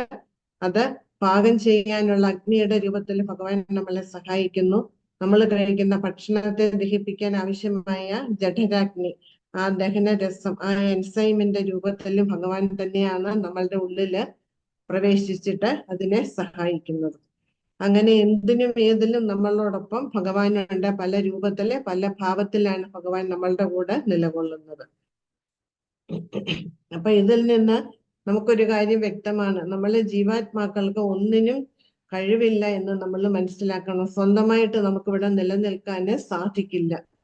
സ്വന്തമായിട്ടൊരു കാര്യം പ്രവർത്തിക്കാൻ നമുക്ക് സാധിക്കുന്നില്ല. ഈവൻ നമ്മൾ കഴിക്കുന്ന ഭക്ഷണത്തെ ദഹിപ്പിക്കാൻ പോലുമുള്ള കഴിവ് നമുക്കില്ല എന്ന് നമ്മൾ വ്യക്തമായിട്ട് നമ്മൾ മനസ്സിലാക്കിയാൽ നമ്മൾ പരിപൂർണമായിട്ട് ഭഗവാനിൽ സമർപ്പിതരാകും. അതാണ് നമ്മൾ ഈ ശ്ലോകത്തിൽ നിന്ന് മനസ്സിലാക്കേണ്ടത്.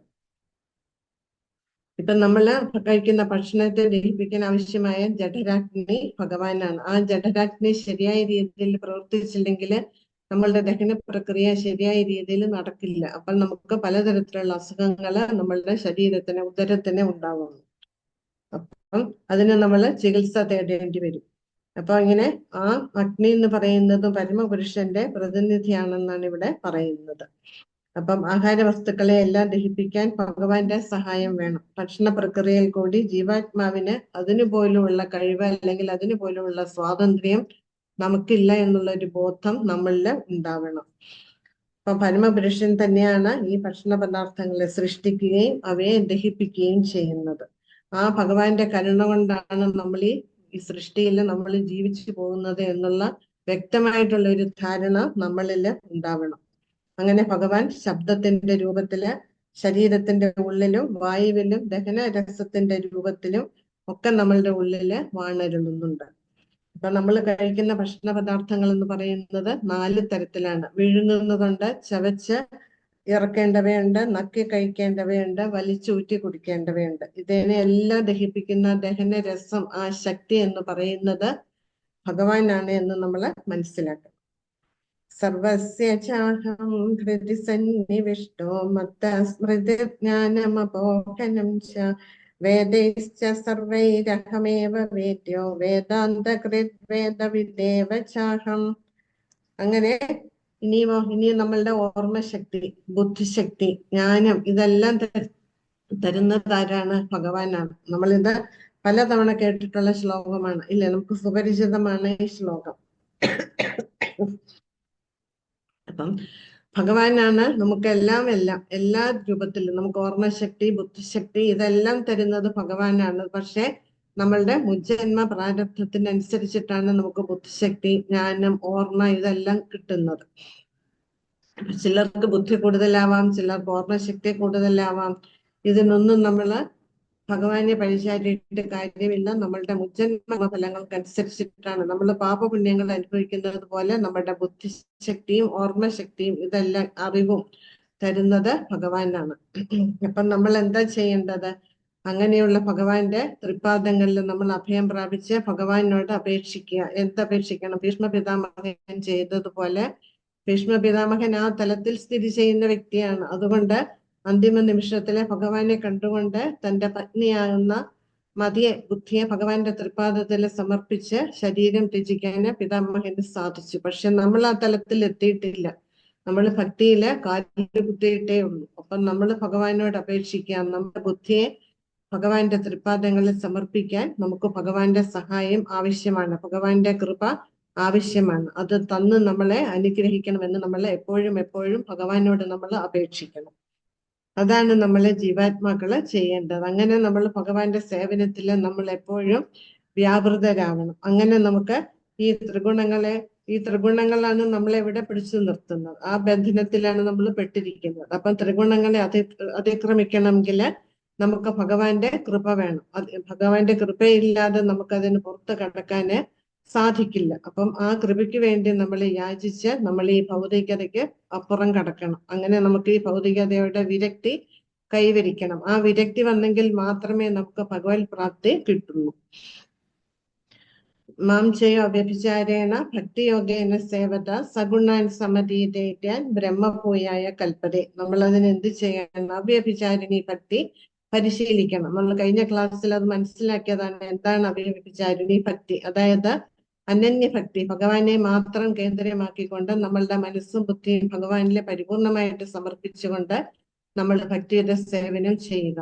അത് മാത്രമേ ഈ ഭൗതികതയിൽ നിന്ന് പുറത്തു കടക്കാനുള്ള ഒരേ ഒരു പോംവഴി അത് മാത്രമാണ്. അപ്പം എല്ലാ ജീവികളുടെ ഹൃദയത്തിൽ ആരുണ്ട്? പരമാത്മ രൂപത്തില് ഭഗവാൻ കുടികൊള്ളുന്നുണ്ട്.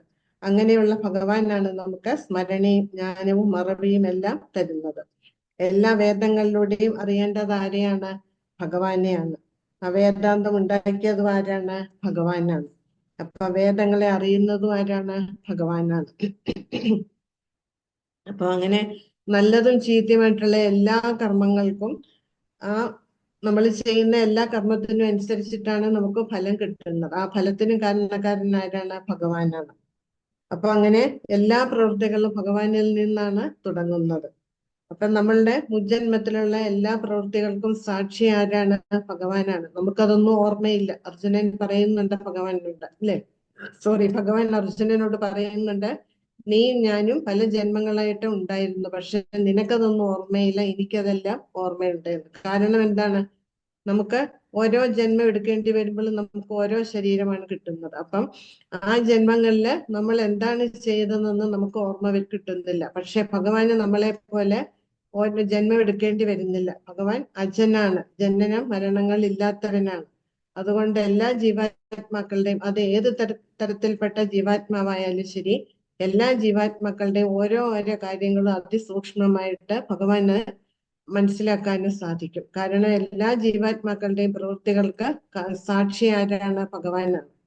അപ്പൊ അതുകൊണ്ട് നമ്മളുടെ മുജ്ജന്മങ്ങൾക്ക് അനുസരിച്ചിട്ടാണ് ഈ ജന്മം നമുക്ക് തന്നിരിക്കുന്ന ശരീരവും നമ്മളുടെ പ്രവൃത്തികളും എല്ലാം തന്നെ. പരമപുരുഷൻ അങ്ങനെ നമ്മളുടെ ഹൃദയത്തിൽ കൂടി വാണരുളി എല്ലായിടത്തും സർവവ്യാപിയാണ് എന്ന് നമ്മളെ മനസ്സിലാക്കുകയാണ് ചെയ്യുന്നത്. അതുകൊണ്ട് അങ്ങനെയുള്ള ഭഗവാനെ നമ്മൾ എങ്ങനെയാണ് ആരാധിക്കേണ്ടത്? വ്യക്തിശൂന്യ ബ്രഹ്മം എന്ന നിലയിലോ പരമപുരുഷനായോ ഹൃദയസ്ഥനായ പരമാത്മാവെന്ന നിലയിലോ മാത്രമല്ല, എല്ലാ വേദങ്ങളുടെ ഉറവിടമായിട്ടും നമ്മൾ ആരാധിക്കണം എന്നാണ് ഇവിടെ പറയുന്നത്. അപ്പം നമ്മൾ വേദങ്ങൾ പഠിച്ചു കഴിഞ്ഞാൽ അതിൽ കൂടി നമുക്ക് ഭഗവാനെ മനസ്സിലാക്കാൻ സാധിക്കും. കാരണം വേദങ്ങളിലെ പരോക്ഷമായിട്ട് ഭഗവാനെയാണ് പറയുന്നത്.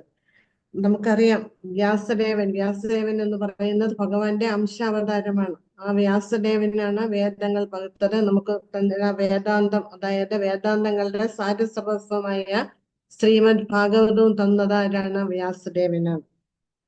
അപ്പം നമ്മളുടെ ഭക്തിമാർഗം എന്ന് പറയുന്നത് അവിടെ ആരുണ്ട്? ഭഗവാനുണ്ട്, ഭക്തിയുണ്ട്, ഭക്തരുണ്ട്. ഇതില് ഭഗവാനെ കൊണ്ട് പ്രശ്നമില്ല, ഭക്തിയും പ്രശ്നമില്ല. പിന്നെ പ്രശ്നം എവിടെയാണ്? ഭക്തരാണ്. കാരണം എന്തുകൊണ്ടാണ് നമ്മൾ പ്രശ്നക്കാരാകുന്നത്? നമ്മളുടെ വാസനകള്.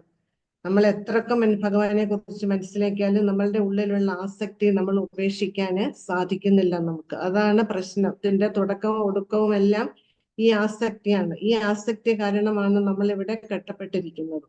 നമ്മൾ പറഞ്ഞു മുൻ ശ്ലോകങ്ങളിൽ കൂടി മനസ്സിലാക്കിയ ആസക്തി എങ്ങനെ കളയാൻ സാധിക്കും?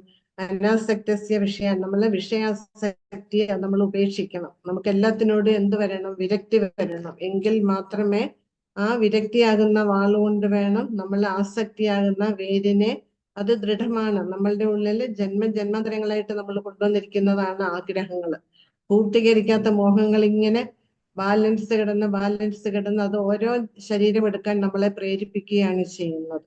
അങ്ങനെ ഈ യാത്ര തുടർന്നുകൊണ്ടേയിരിക്കുകയാണ്. അപ്പൊ നമ്മളുടെ ആഗ്രഹങ്ങൾക്ക് നമ്മൾ വിരാമം ഇട്ടില്ലെങ്കിൽ വീണ്ടും വീണ്ടും നമുക്ക് ഓരോ ശരീരങ്ങൾ സ്വീകരിച്ചിട്ട് അത് ഏത് ശരീരമാണെന്ന് നമുക്കൊരു ഉറപ്പുമില്ല.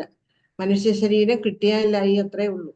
അപ്പൊ ഇങ്ങനെ ഈ ഭൗതിക ലോകത്തിൽ ഇങ്ങനെ ജനിച്ചു മരിച്ചും ഇങ്ങനെ കഴിഞ്ഞുകൂടേണ്ടി വരും. പക്ഷെ ഇതിനപ്പുറം കടന്നെങ്കിലേ നമുക്ക് ഭഗവാന്റെ ധാമത്തിലെത്തി ഭഗവാനെ സേവനം ചെയ്ത് നമുക്ക് ആനന്ദം അനുഭവിക്കാൻ സാധിക്കുകയുള്ളൂ. ഇത് മനസ്സിലാക്കി നമ്മളുടെ എല്ലാ മോഹങ്ങൾക്കും തടയിട്ടുകൊണ്ട് നമ്മൾ ഭക്തിയുടെ സേവനത്തിൽ മുഴുകി നമ്മളുടെ ജീവിതം കഴിച്ചുകൂട്ടാൻ നമ്മൾ പരിശ്രമിക്കണം.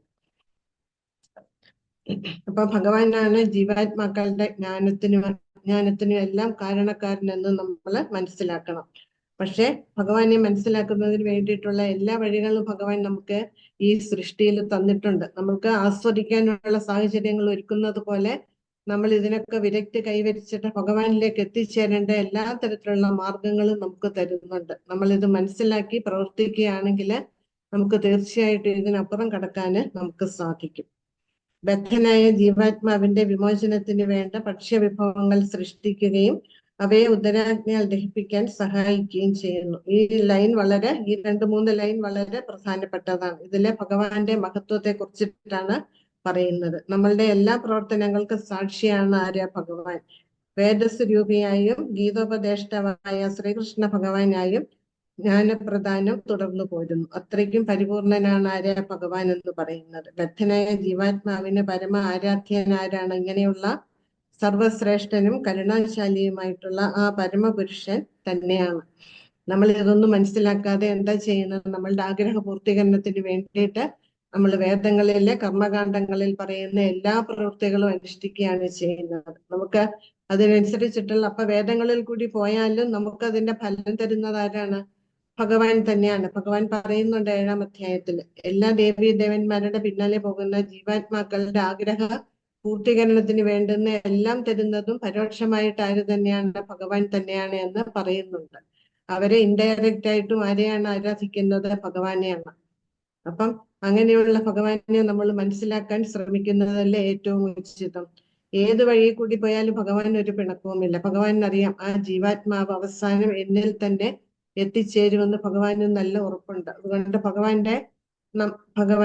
ഭഗവാന് നമ്മളുടെ പ്രവൃത്തികള്, ജീവാത്മാക്കളുടെ പ്രവൃത്തികളല്ല, ഭഗവാൻ അവിടെ ഇരുന്നു കൊണ്ട് ഒരു പുഞ്ചിരിയോടെ നോക്കി കാണുകയാണ്. ഇവൻ എൻ്റെ അടുക്കൽ തന്നെ വരും അവസാനം എന്ന് ഭഗവാന് നല്ല ബോധ്യമുണ്ട്. അതുകൊണ്ട് നമ്മൾ ഏത് മാർഗത്തിൽ കൂടി പോയാലും അതിനനുസരിച്ചിട്ടുള്ള ഫലങ്ങൾ നമുക്ക് തരുന്നുണ്ട്.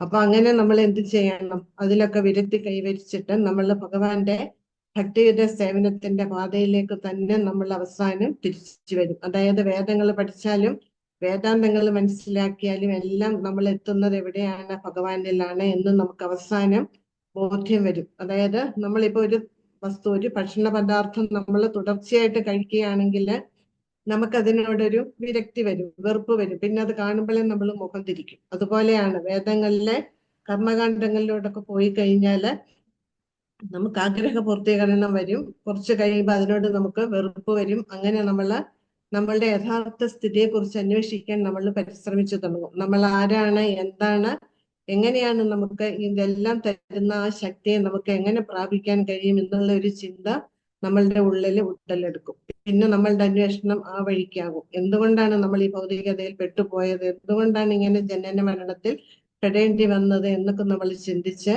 അതിന് കാരണക്കാരൻ ആരാണെന്ന് മനസ്സിലാക്കി നമ്മൾ ആത്മാന്വേഷണം തുടങ്ങും. അങ്ങനെ ആ യാത്ര അവസാനിക്കുന്നത് എവിടെയാണ്? കൃഷ്ണാവബോധത്തിൽ വന്ന ഭക്തിയുടെ സേവനത്തിൽ കൂടി നമുക്ക് ആ യാത്രയ്ക്ക് വിരാമമിടാം എന്ന് നമ്മൾ മനസ്സിലാക്കി നമ്മൾ അതിനനുസരിച്ചിട്ട് പ്രവർത്തിക്കാന് നമ്മൾ തുടങ്ങും. അങ്ങനെ ഇവിടെ പറയുന്നുണ്ട് 3 പടവുകളാണ് പരിപൂർണതയിലേക്ക് നമ്മളെ നയിക്കുന്നത്. ഒന്ന്, വൈദിക സാഹിത്യം പഠിച്ച് പരമപുരുഷനും താനുമായിട്ടുള്ള ബന്ധം എന്തെന്ന് മനസ്സിലാക്കുക. അടുത്തതായിട്ട് വിവിധ പ്രക്രിയകളിലൂടെ ഭഗവാനോടടുക്കുക. അവസാനമായി പരമപുരുഷനാകുന്ന ആത്യന്തിക ലക്ഷ്യത്തെ പ്രാപിക്കുക. ഇത് സംബന്ധ അഭിധേയ പ്രയോജന, ഇതാണ് ഇവിടെ പറയുന്നത്. അതായത് നമ്മള് വേദങ്ങളൊക്കെ പഠിച്ച് ഇപ്പൊ പറഞ്ഞ പോലെ കർമ്മകാണ്ഡങ്ങളിൽ കൂടിയൊക്കെ പോയി നമ്മളുടെ ആഗ്രഹ പൂർത്തീകരണം വന്നാലും ഇല്ലെങ്കിലും ചില ജീവാത്മാക്കൾക്ക് ഇത് മതി എന്നുള്ള ഒരു തോന്നലുണ്ടാവും. അങ്ങനെ ഇതെല്ലാം തരുന്നത് ആരാണ്? നമ്മള് ഈ ഭൗതിക ലോകത്തിലേക്ക് വരാനുള്ള കാരണം എന്താണ്? ഇതൊക്കെ അന്വേഷിച്ചു തുടങ്ങി നമ്മൾ ആത്മാവിൽ നിന്ന് നമ്മളുടെ യാത്ര തുടങ്ങും. അപ്പം നമ്മൾ ആരാണ്, എന്താണ്, ഭഗവാൻ ആരാണ്, എന്താണ്, നമ്മളും ഭഗവാനും തമ്മിലുള്ള ബന്ധം എന്താണ്, ഈ ശരീരം എന്തുകൊണ്ടാണ് നമ്മൾക്ക് കിട്ടുന്നത് എന്നൊക്കെ നമ്മൾ മനസ്സിലാക്കി, അതാണ് സംബന്ധ പറഞ്ഞത്. അങ്ങനെ ഭഗവാനും നമ്മളും തമ്മിലുള്ള ബന്ധം എന്താണ് എന്ന് നമുക്ക് മനസ്സിലാക്കും. പിന്നെ അടുത്ത പടി എന്താണ്? ആ ബന്ധത്തെ നമ്മൾ ഊട്ടിയുറപ്പിക്കുക. അപ്പൊ അതിനുള്ള വഴികൾ എന്താണെന്ന് നമ്മൾ അന്വേഷിച്ചു തുടങ്ങും. അങ്ങനെ നമ്മൾ എത്തിച്ചേരുന്നത് എവിടെയാവണം? കൃഷ്ണാവബോധത്തിലാകണം. അതാണ് അഭിധേയ പറയുന്നത്. അവിടെ വന്നു കഴിഞ്ഞാലോ നമ്മൾക്ക് മനസ്സിലാകും ഇതുകൊണ്ട് എന്താണ് നമുക്ക് ഗുണം കിട്ടുക എന്ന് നമ്മൾ ചിന്തിക്കുമ്പോൾ, അതിനെക്കുറിച്ച് അന്വേഷിക്കുമ്പോൾ നമുക്ക് മനസ്സിലാകും നമുക്ക് ഭഗവത് പ്രാപ്തിയാണ്, ഈ ഭൗതിക ലോകത്തിലേക്കുള്ള വരവിന് വിരാമമിടാൻ ഈ കൃഷ്ണാവബോധം കൊണ്ട് സാധിക്കുമെന്ന് നമ്മൾ മനസ്സിലാക്കി നമ്മൾ അതിനായിട്ടുള്ള പ്രവർത്തനം തുടങ്ങി അവസാനം നമ്മൾ ലക്ഷ്യം കാണാന് നമുക്ക് സാധിക്കും. ഇതാണ് സംബന്ധ അഭിധേയ പ്രയോജനം. അപ്പം എല്ലാ വേദങ്ങളും ഇതിലേക്കാണ് വിരൽ ചൂണ്ടുന്നത്. പക്ഷെ ഈ വേദങ്ങളൊക്കെ മനസ്സിലാക്കി എടുക്കണമെങ്കിൽ അതിനുള്ള ബുദ്ധിശക്തി ആര് തരും? നമ്മൾ അതിൽ കൂടി യാത്ര ചെയ്യാനാണ് ഇഷ്ടപ്പെടുന്നതെങ്കിൽ അതിന് വേണ്ടുന്ന സവിശേഷ ബുദ്ധിയും ഭഗവാൻ തന്നെയാണ് നമുക്ക് തരുന്നത്. തേഷാം സതതയുക്താനാം ഭജതാം പ്രീതിപൂർവകം ദദാമി ബുദ്ധിയോഗം തം ഏനമാം ഉപയാന്തിതേ. നമുക്ക് താല്പര്യമുണ്ടെങ്കിൽ ഭഗവാന്റെ വഴിയിലേക്ക് വരാൻ ഏത് തരത്തിലാണ് നമ്മൾ ആഗ്രഹിക്കുന്നത് വെച്ചാൽ അതിനനുസരിച്ചിട്ടുള്ള ബുദ്ധിശക്തി ജീവാത്മാക്കൾക്ക് ഭഗവാൻ തന്നെ തരും. നമ്മളുടെ ഉള്ളിൽ വന്നിരുന്ന ഭഗവാൻ തന്നെ ആ വഴിയിലേക്ക് നമ്മെ നയിക്കും. ദ്വാവിമൗ പുരുഷോ ലോകേ ക്ഷരച്ഛാക്ഷര ഏവ ച ക്ഷര സർവാണി ഭൂതാനി കൂടസ്ഥോ അക്ഷര ഉച്യതേ.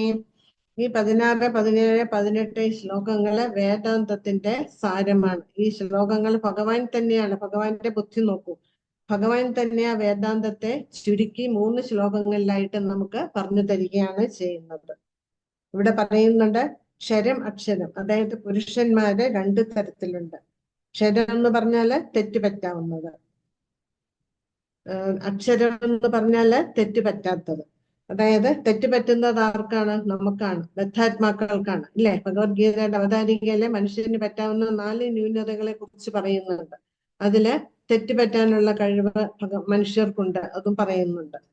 അപ്പം തെറ്റുപറ്റുന്നതാണ് നമ്മള് ബദ്ധാത്മാക്കള്. തെറ്റ് പറ്റാത്തവരാരാണ്? മുക്താത്മാക്കൾക്ക്, അതായത് മഹാത്മാക്കൾക്ക്. കാരണം എന്താണ്? അവര് അതീന്ദ്രിയ പാതയിൽ സഞ്ചരിക്കുന്നവരാണ്, അതീന്ദ്രിയ തലത്തിൽ സഞ്ചരിക്കുന്നവരാണ്. അതുകൊണ്ട് അവർക്കൊരിക്കലും തെറ്റുപറ്റില്ല. ആധ്യാത്മിക ലോകത്തിലുള്ള ജീവാത്മാക്കൾക്ക് തെറ്റുപറ്റുകയില്ല. ഇവിടെ ലോകം എന്ന് പറയുന്നത് എന്താണ്? ഈ സൃഷ്ടി അല്ലെങ്കിൽ പ്രപഞ്ചമല്ല, പിന്നെയോ പുരാണങ്ങൾ, അതായത് സ്മൃതികളെയാണ് ഇവിടെ ലോകം എന്ന പദം കൊണ്ട് ഉദ്ദേശിക്കുന്നത്. അപ്പം വ്യാസദേവനാണ് നമുക്ക് വേദാന്ത സൂത്രം നൽകിയിരിക്കുന്നത്. ആ വേദാന്ത സൂത്രത്തിന്റെ ചുരുക്കമാണ് എന്റെ ശ്രീമദ് ഭാഗവതം എന്ന് പറയുന്നത്. അപ്പൊ ശ്രീമദ് ഭാഗവതം ശരിയായ രീതിയിൽ നമ്മൾ പഠിക്കുകയാണെങ്കിൽ ഭഗവത് സാക്ഷാത്കാരത്തിന്റെ ഇതിലും ഉത്തമമായിട്ടുള്ള വേറൊന്നുമില്ല. അത്രയ്ക്ക് മഹത്വമുണ്ട് ശ്രീമദ് ഭാഗവതത്തിന്. അപ്പം ജീവാത്മാക്കളെ 2ആയിട്ട് തരംതിരിക്കാം, അതായത് തെറ്റ് പറ്റുന്നവയും അല്ലാത്തവയും. നമ്മള് പരമപുരുഷന്റെ നിത്യ വിഭിന്നാംശങ്ങളാണ് നമ്മള് ജീവാത്മാക്കള്. നമുക്ക് എന്തുകൊണ്ടാണ് തെറ്റ് പറ്റുന്നത്? നമുക്കറിയാം ആത്മാവെന്ന് പറയുന്നത് എറ്റേണലാണ്, ശാശ്വതമാണ്, ഇല്ലേ? പക്ഷെ നമ്മൾ തെറ്റിൽ പെടുന്നത് എന്തുകൊണ്ടാണ്? നമ്മൾ ഈ ഭൗതികതയുമായിട്ട് ബന്ധപ്പെട്ടിരിക്കുന്നത് കൊണ്ടാണ് നമുക്ക് തെറ്റ് വരുന്നത്. ആ ത്രിഗുണങ്ങളുമായിട്ടുള്ള ബന്ധം, സത്വം രജസ് തമസ്, ഇതിൽ പെട്ട് വിടർന്നത് കൊണ്ടാണ് നമുക്ക് തെറ്റുകൾ സംഭവിക്കുന്നത്. ക്ഷര സർവാണി ഭൂതാനി എന്ന് പറഞ്ഞാല് നമുക്ക് അബദ്ധങ്ങൾ പറ്റാം, അബദ്ധങ്ങളെ പറ്റുള്ളൂ നമുക്ക്, അല്ലാണ്ട് നമ്മൾ ചെയ്യുന്നത് എന്തെങ്കിലും ശരിയുണ്ടോ? ഇല്ല. അപ്പൊ ഇവിടെ ഭഗവാനോട് ഏകീഭവിച്ചിട്ടുള്ളവരാകട്ടെ വീഴ്ചകൾ ഇല്ലാത്തവരും. ഏകീഭവിക്കുക എന്ന് പറഞ്ഞാല് ഭഗവാനിൽ ലയിച്ചു ചേരുക എന്നോ ഭഗവാനുമായിട്ട് ഒന്നാകുക എന്ന അർത്ഥമല്ല ഇവിടെ.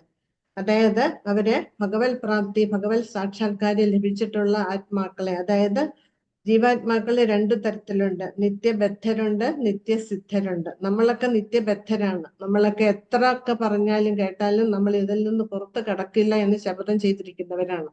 നമ്മളുടെ ഉള്ളിലെ ആസക്തി അത്രയാണ്. പക്ഷെ നിത്യസിദ്ധരായിട്ടുള്ളവര്, അവര് ഭഗവാന് വേണ്ടി ജീവിതം ഒഴിഞ്ഞു വെച്ച് ജന്മജന്മാന്തരങ്ങളായിട്ട് ഭഗവാന്റെ ഉപാസനയിലൂടെ ഭഗവത് ധാമത്തിൽ എത്തിച്ചേർന്ന ഭഗവാന്റെ നിത്യ സഖാക്കളാണ്. ഗോപികമാര്, ഗോപന്മാര്, അതുപോലെ തന്നെ ഭഗവാന്റെ അച്ഛനമ്മമാരുടെ സ്ഥാനത്തുള്ളവര്, മറ്റു മുക്താത്മാക്കളെ, ഇവരെല്ലാമാണ് നിത്യസിദ്ധര്. അവര് ഈ ഭൗതിക ലോകത്തില് വന്നാലും അവർക്ക് ഈ ഭൗതിക ലോകവുമായിട്ട് യാതൊരു തരത്തിലുള്ള ബന്ധവുമില്ല. അവരെന്ത് കാര്യത്തിനാണ് ഇവിടെ വന്നത് ആ ഉദ്ദേശം സാധിച്ച് അവര് തിരികെ പോകും. അല്ലാതെ ഇവിടെ അള്ളിപ്പിടിച്ച് കിടക്കാൻ, നമ്മളെ പോലെ അള്ളിപ്പിടിച്ച് ഇവിടെ കിടക്കാൻ, അതിൽ നിന്ന് ഒരിക്കലും വിടാതെ ഇങ്ങനെ പശമാതിരി ഒട്ടിയിരിക്കില്ല അവര്. ഒരു കാര്യത്തിൽ, ഭൗതികമായിട്ടുള്ള ഒരു കാര്യങ്ങളിൽ അവര് തലയിടില്ല. അവരെന്ത് ഭഗവാന്റെ നിർദ്ദേശപ്രകാരം അവര് ഭഗവാന്റെ ഭക്തി പ്രചരിപ്പിക്കാനായിട്ട് ഇവിടെ വരുന്നു. നമുക്കറിയാം ശ്രീല പ്രഭുപാദർ അതിനായിട്ട് വന്നതാണ് ഭഗവാന്റെ ധാമത്തിൽ നിന്ന്. ആ ഉദ്ദേശം സാധിച്ചു. പ്രഭുപാദര് തിരികെ പോയി. അതുപോലെ ഓരോ മുക്താത്മാക്കളും അവരെ ഇപ്പം നമ്മളുടെ ഗുരു മഹാരാജ് ജയപ്രതാപസ്വാമി ഗുരു മഹാരാജും ഗോലോകവാസിയാണ്. പക്ഷെ ഭഗവാന്റെ നിർദ്ദേശം അനുസരിച്ചിട്ട് ആ ഭക്തി പ്രചരിപ്പിക്കണം എന്നുള്ള ഉദ്ദേശത്തിൽ ഈ ഭൗതിക ലോകത്തിൽ വന്നു. എന്തെല്ലാം ക്ലേശങ്ങൾ സഹിച്ചിട്ടായാലും ആ നിശ്ചയദാർഢ്യത്തോടെ അതില് ഏർപ്പെട്ടിരിക്കുകയാണ് ഗുരു മഹാരാജ് ചെയ്യുന്നത്. ഒന്നും തടസ്സമാകുന്നില്ല ഗുരു മഹാരാജിന്. നമ്മളൊക്കെ ആണെങ്കിൽ നമുക്കൊക്കെ ഇത്തിരി വയ്യാന്ന് വന്നു കഴിഞ്ഞാൽ നമ്മൾ പെട്ടു, പിന്നെ നമ്മളെ കൊണ്ട് ഒന്നും നടക്കില്ല. പക്ഷെ ഗുരു മഹാരാജ് അങ്ങനെയാണ്. അവരൊക്കെ ആ തലത്തിലാണ് സ്ഥിതി ചെയ്യുന്നത്. അവരൊന്നും ഈ ലോകത്തിലല്ല, ഈ ഭൗതിക ശരീരം ഈ ലോകത്തിൽ കാണുന്നുവെങ്കിലും അവർ ആധ്യാത്മിക തലത്തിലാണ് അവരുടെ നിലനിൽപ്പെന്ന് പറയുന്നത്. അതുകൊണ്ടാണ് അവരെ കൊണ്ട് ഈ രീതിയിൽ പ്രവർത്തിക്കാൻ സാധിക്കുന്നത്. അവരൊക്കെ ഫുൾ ടൈം ഭഗവാന്റെ കാര്യങ്ങളിൽ എൻഗേജ്ഡ് ആണ്. എന്തെല്ലാം തരത്തിലുള്ള പ്രശ്നങ്ങൾ വന്നാലും അവരെ അതൊന്നും തളർത്തുന്നതേയില്ല. ഒന്നും കൂടി ഉഷാറായിട്ടാണ് അവരെ മുന്നോട്ട് പോകുന്നത്. പലതരത്തിലുള്ള അസുഖങ്ങൾ ഒക്കെ വരുന്നുണ്ട് അവർക്ക്, ഇല്ലേ?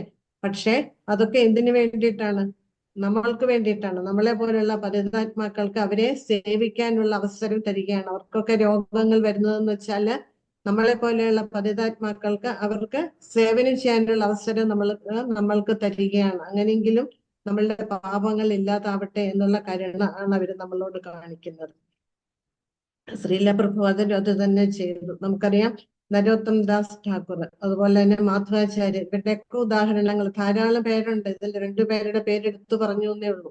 മാധവാചാര്യര് വായുവാണ്. മാധവാചാര്യർ ഉടനീളം ഭക്തി പ്രചരിപ്പിച്ചു. നമ്മളുടെ സമ്പ്രദായത്തിലും മാധവാചാര്യരുടെ ആശയങ്ങൾ എടുത്തിട്ടുണ്ട് മഹാപ്രഭു.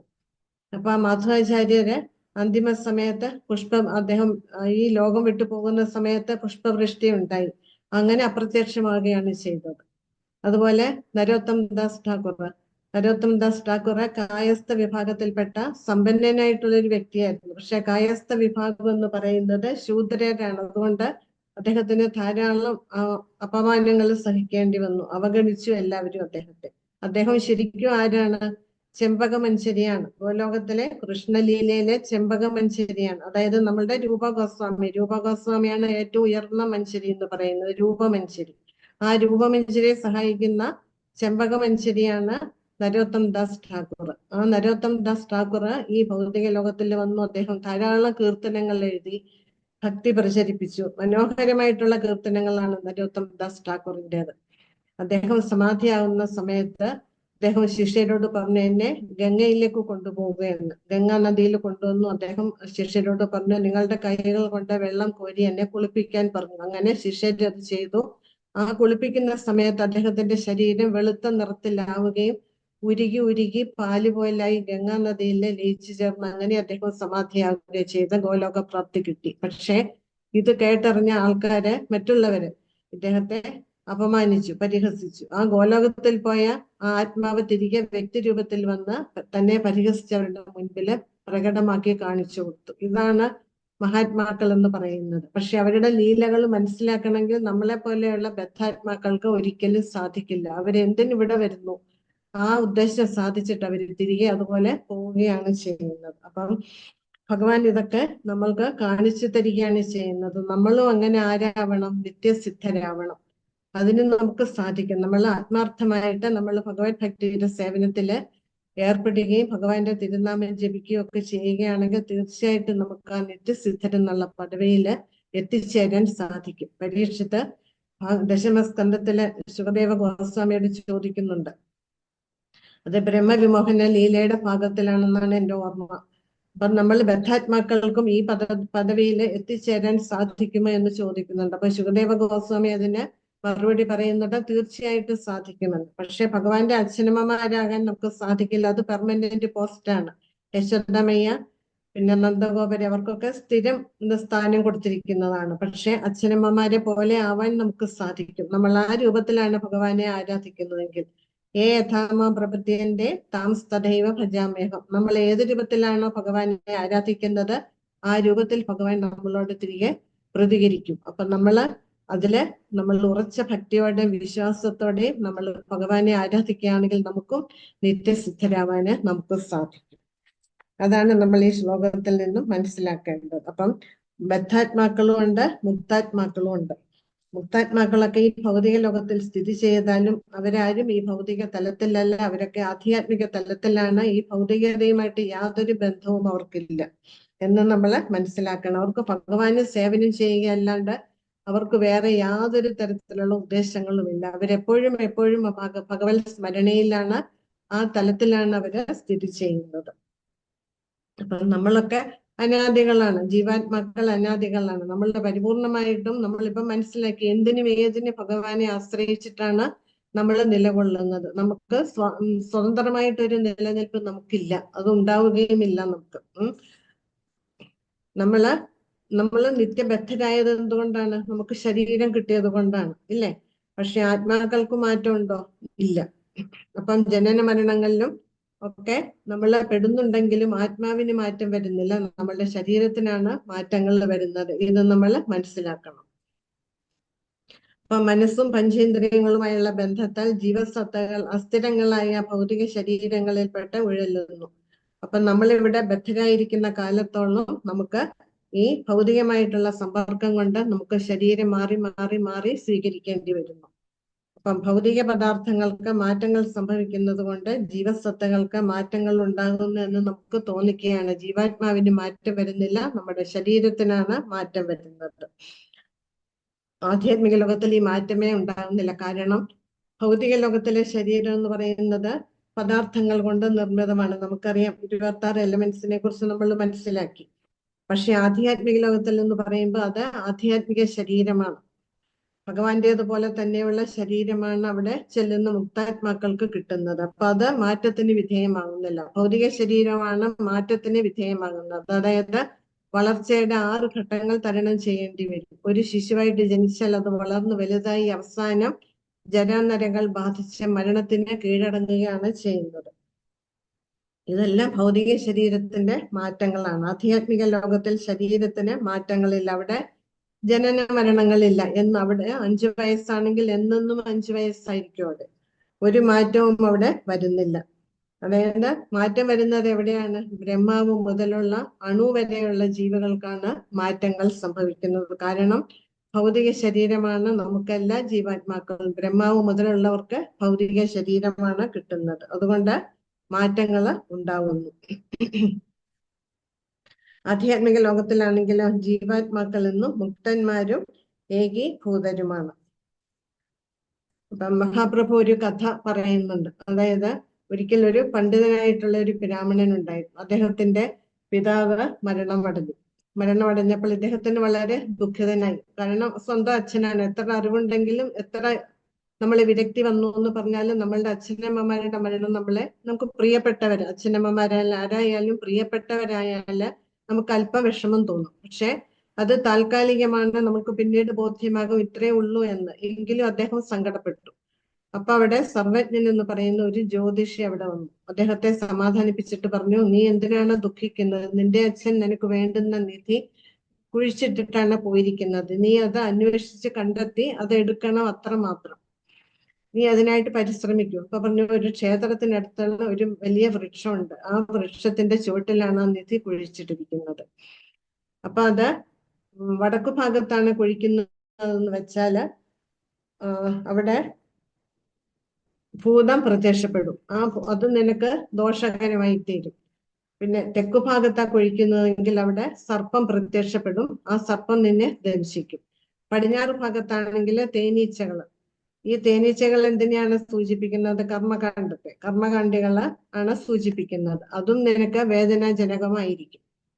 അപ്പം ഭൂതമാണ് പ്രത്യക്ഷപ്പെടുന്നതെങ്കിൽ അതും എന്തിനെയാണ്? അരൂപി ആണ്, ഭഗവാന്റെ രൂപമില്ല എന്ന് പറയുന്നവരെയാണ് ഉദ്ദേശിക്കുന്നത്. ആ വഴിക്ക് പോയാലും നിധി കിട്ടുമോ? ഇല്ല. അപ്പം ശരിയായ ദിശയിൽ നിധി ഉണ്ടെന്ന് നമ്മൾ മനസ്സിലാക്കിയ പോരാ, ആ നിധി എവിടെയാണ് കുഴിച്ചിട്ടിരിക്കുന്നത്, എങ്ങനെയാണ് എടുക്കേണ്ടതെന്ന് നമ്മൾ അറിഞ്ഞിരിക്കണം. അതിനായിട്ട് നമ്മൾ പരിശ്രമിക്കണം. അപ്പൊ മഹാപ്രഭു എന്താണ് ഇവിടെ ഉദ്ദേശിച്ചതെന്ന് വെച്ചാല്, ഈ കഥയുടെ തത്വം ഇതാണ്. നമ്മൾ ഭഗവാൻ ഉണ്ടെന്ന് അറിഞ്ഞാൽ പോരാ, ഭഗവാൻ എവിടെയാണ്, എങ്ങനെയാണ്, ഭഗവാന്റെ രൂപം എന്താണ്, എങ്ങനെയാണ് ഭഗവാനെ പ്രാപിക്കേണ്ടത് എന്ന് നമ്മൾ മനസ്സിലാക്കി നമ്മൾ അതിനായിട്ട് പരിശ്രമിക്കണം. എങ്കിൽ മാത്രമേ നമുക്ക് എന്ത് കിട്ടുള്ളൂ? ഭഗവാനാകുന്ന നിധി നമുക്ക് കിട്ടുള്ളൂ. അപ്പം മഹാപ്രഭു പറഞ്ഞു ആ ജ്യോത്സ്യൻ പറഞ്ഞു കിഴക്ക് ഭാഗത്ത് കുഴിച്ചു കഴിഞ്ഞാൽ നിനക്ക് ആ നിധി കിട്ടും. അവിടെയാണ് ശരിയായിട്ടുള്ള നിധിയുടെ സ്ഥാനം എന്ന് പറയുന്നത് കിഴക്ക് ഭാഗത്താണ്. അപ്പം ആ നിധി ആരാണ്? ഭഗവാനാണ്. അപ്പൊ നമ്മള് സാധന ശക്തിപ്പെടുത്തി സാധനയിലൂടെ മുന്നോട്ട് പോയി നിധിയാകുന്ന ഭഗവാനെ നമ്മൾ കണ്ടെത്തി ആ ഭഗവാനെ പ്രാപിക്കാന് നമ്മൾ പരിശ്രമിക്കണം. അതാണ് നമ്മൾ മുമ്പേ പറഞ്ഞ സംബന്ധ അഭിധേയ പ്രയോജന എന്ന് പറയുന്നത്. നമ്മൾ ആരാണ് എന്താണ് എന്ന് നമ്മൾ അറിയണം. നമ്മള് എല്ലാമായിട്ടുള്ള ഭഗവാന്റെ മനസ്സിലാക്കാനും ആ ഭഗവാൻ മാർഗത്തിലൂടെ സഞ്ചരിക്കേണ്ടത് എങ്ങനെയാണെന്ന് നമ്മള് ശരിയായ സ്രോതസ്സിൽ നിന്ന് നമ്മൾ മനസ്സിലാക്കിയാൽ മാത്രം പോരാ, നമ്മൾ അതിനായിട്ട് പരിശ്രമിക്കുകയും വേണം. അങ്ങനെയാണെങ്കിൽ നമുക്ക് ആ ലക്ഷ്യത്തിൽ എത്തിച്ചേരാനും നമുക്ക് വിജയം കൈവരിക്കാനും സാധിക്കും. അങ്ങനെ നമുക്ക് ആ നിധിയെ കണ്ടെത്താന് നമുക്ക് സാധിക്കും. ആ നിധി കൈക്കലാക്കാനും നമുക്ക് സാധിക്കും. ഇതാണ് മഹാപ്രഭു കഥയിലൂടെ ഉദ്ദേശിച്ചത്. അപ്പൊ നമ്മള് സംബന്ധാഭിധേയ പ്രയോജന വഴിയിലൂടെ മുന്നോട്ട് പോയാൽ ആ പ്രയോജനം നമുക്ക് കിട്ടും. ഭഗവത് പ്രാപ്തി കൈവരിക്കാന് നമുക്ക് സാധിക്കും. ഉത്തമ പുരുഷസ്തന്യ പരമാത്മേത്യുദാഹൃത യോ ലോകത്രയം ആവിശ്യ ബീഭർത്തവ്യയ ഈശ്വര. അപ്പൊ ഇവിടെ ഭഗവാൻ പറയുന്നുണ്ട് ഈ രണ്ട് ആത്മാക്കളെ കൂടാതെ വേറെ ഒന്നുകൂടിയുണ്ട്. അതാരാണ്? ഉത്തമ പുരുഷസ്തന്യ എന്നല്ല, പുരുഷസ്തന്യ. അതാരാണ്? ഒരന്യ പുരുഷനുണ്ട്. അതാരാണ്? പരമാത്മാവാണ്. ഈ മുക്താത്മാക്കളെക്കാട്ടിലും ബദ്ധാത്മാക്കളെക്കാട്ടിലും ശ്രേഷ്ഠമാണ് ആ പുരുഷൻ. ആര്? പരമാത്മാവെന്ന് പറയുന്നത്. ആ പരമാത്മാവ് ത്രിലോകങ്ങളിലും അന്തർഗതനായിട്ട് ത്രിലോകങ്ങളിലും പ്രവേശിച്ചിട്ട് ജീവാത്മാക്കളെ പുലർത്തി പോരുകയാണ് പരമാത്മാവ് ചെയ്യുന്നത്.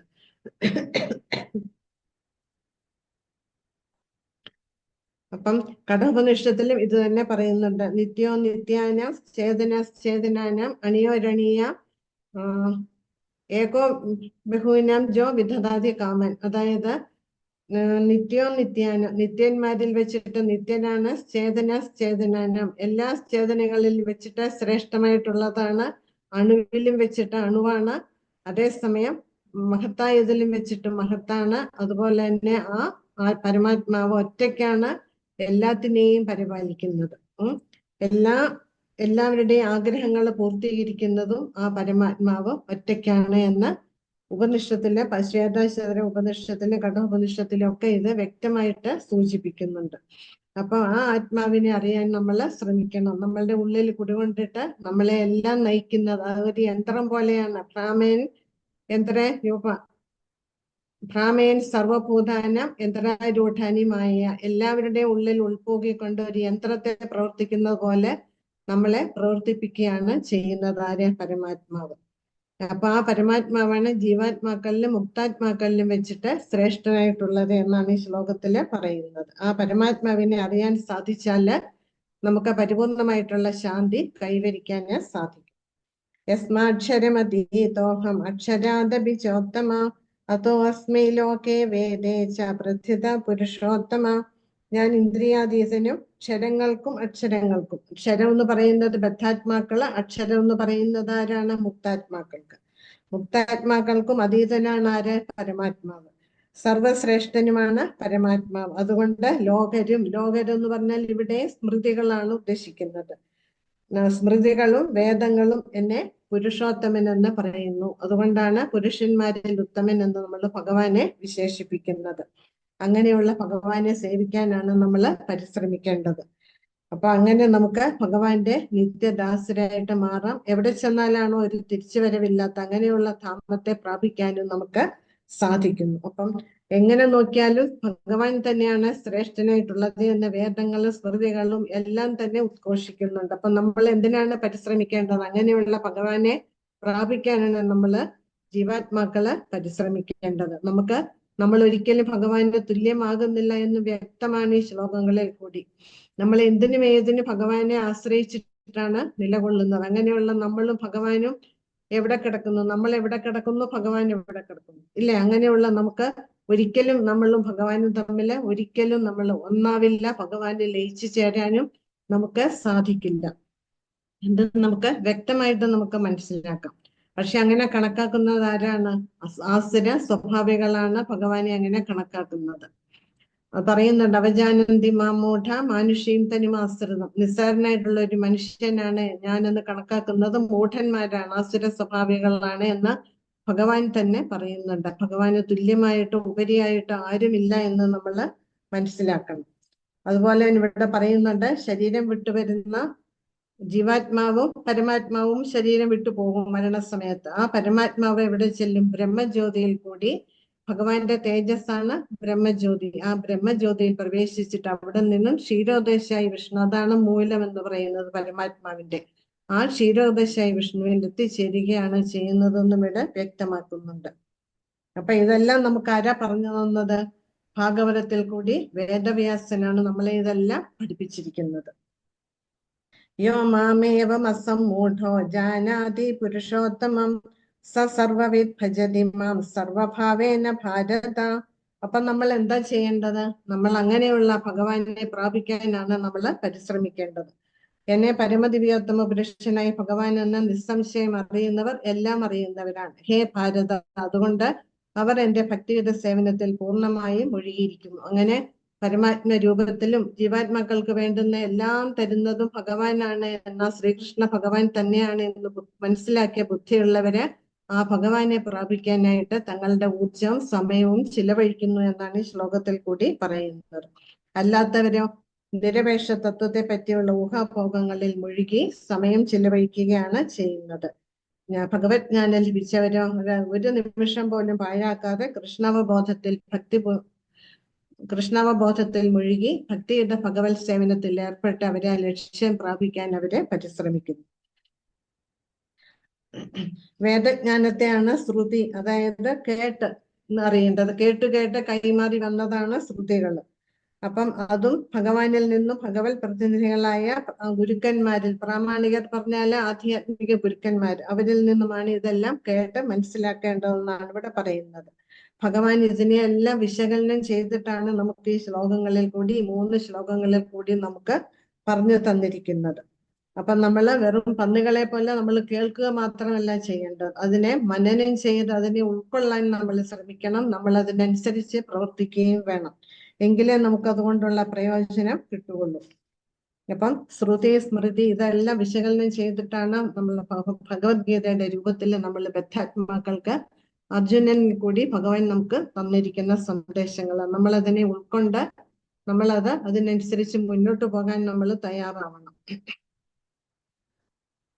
ഭഗവാന്റെ ഭക്തിയുടെ സേവനത്തിൽ മുഴുകിയവന് പരമനിരപേക്ഷ തത്വം മനസ്സിലാക്കാന് നമുക്ക് വേറൊന്നും വേദങ്ങളിൽ പറയുന്ന കർമ്മകാണ്ഡങ്ങളിലോ വേദാന്തങ്ങളെ ഒന്നും നമ്മൾ ആശ്രയിക്കേണ്ട ആവശ്യമില്ല. നമ്മള് ഭക്തിയുടെ സേവനത്തിൽ വന്നു കഴിഞ്ഞാല് അതിൽ കൂടി മുന്നോട്ട് പോകുമ്പോൾ വേദാന്തങ്ങൾ ഇതെല്ലാം മനസ്സിലാക്കിയിട്ടുള്ള ഫലം നമുക്ക് കിട്ടുമെന്ന് ഭഗവാൻ നമ്മുടെ പറയുന്നുണ്ട്. നമ്മളുടെ പരമ്പരകളും നമ്മളെ അതാണ് പഠിപ്പിച്ചിരിക്കുന്നത്.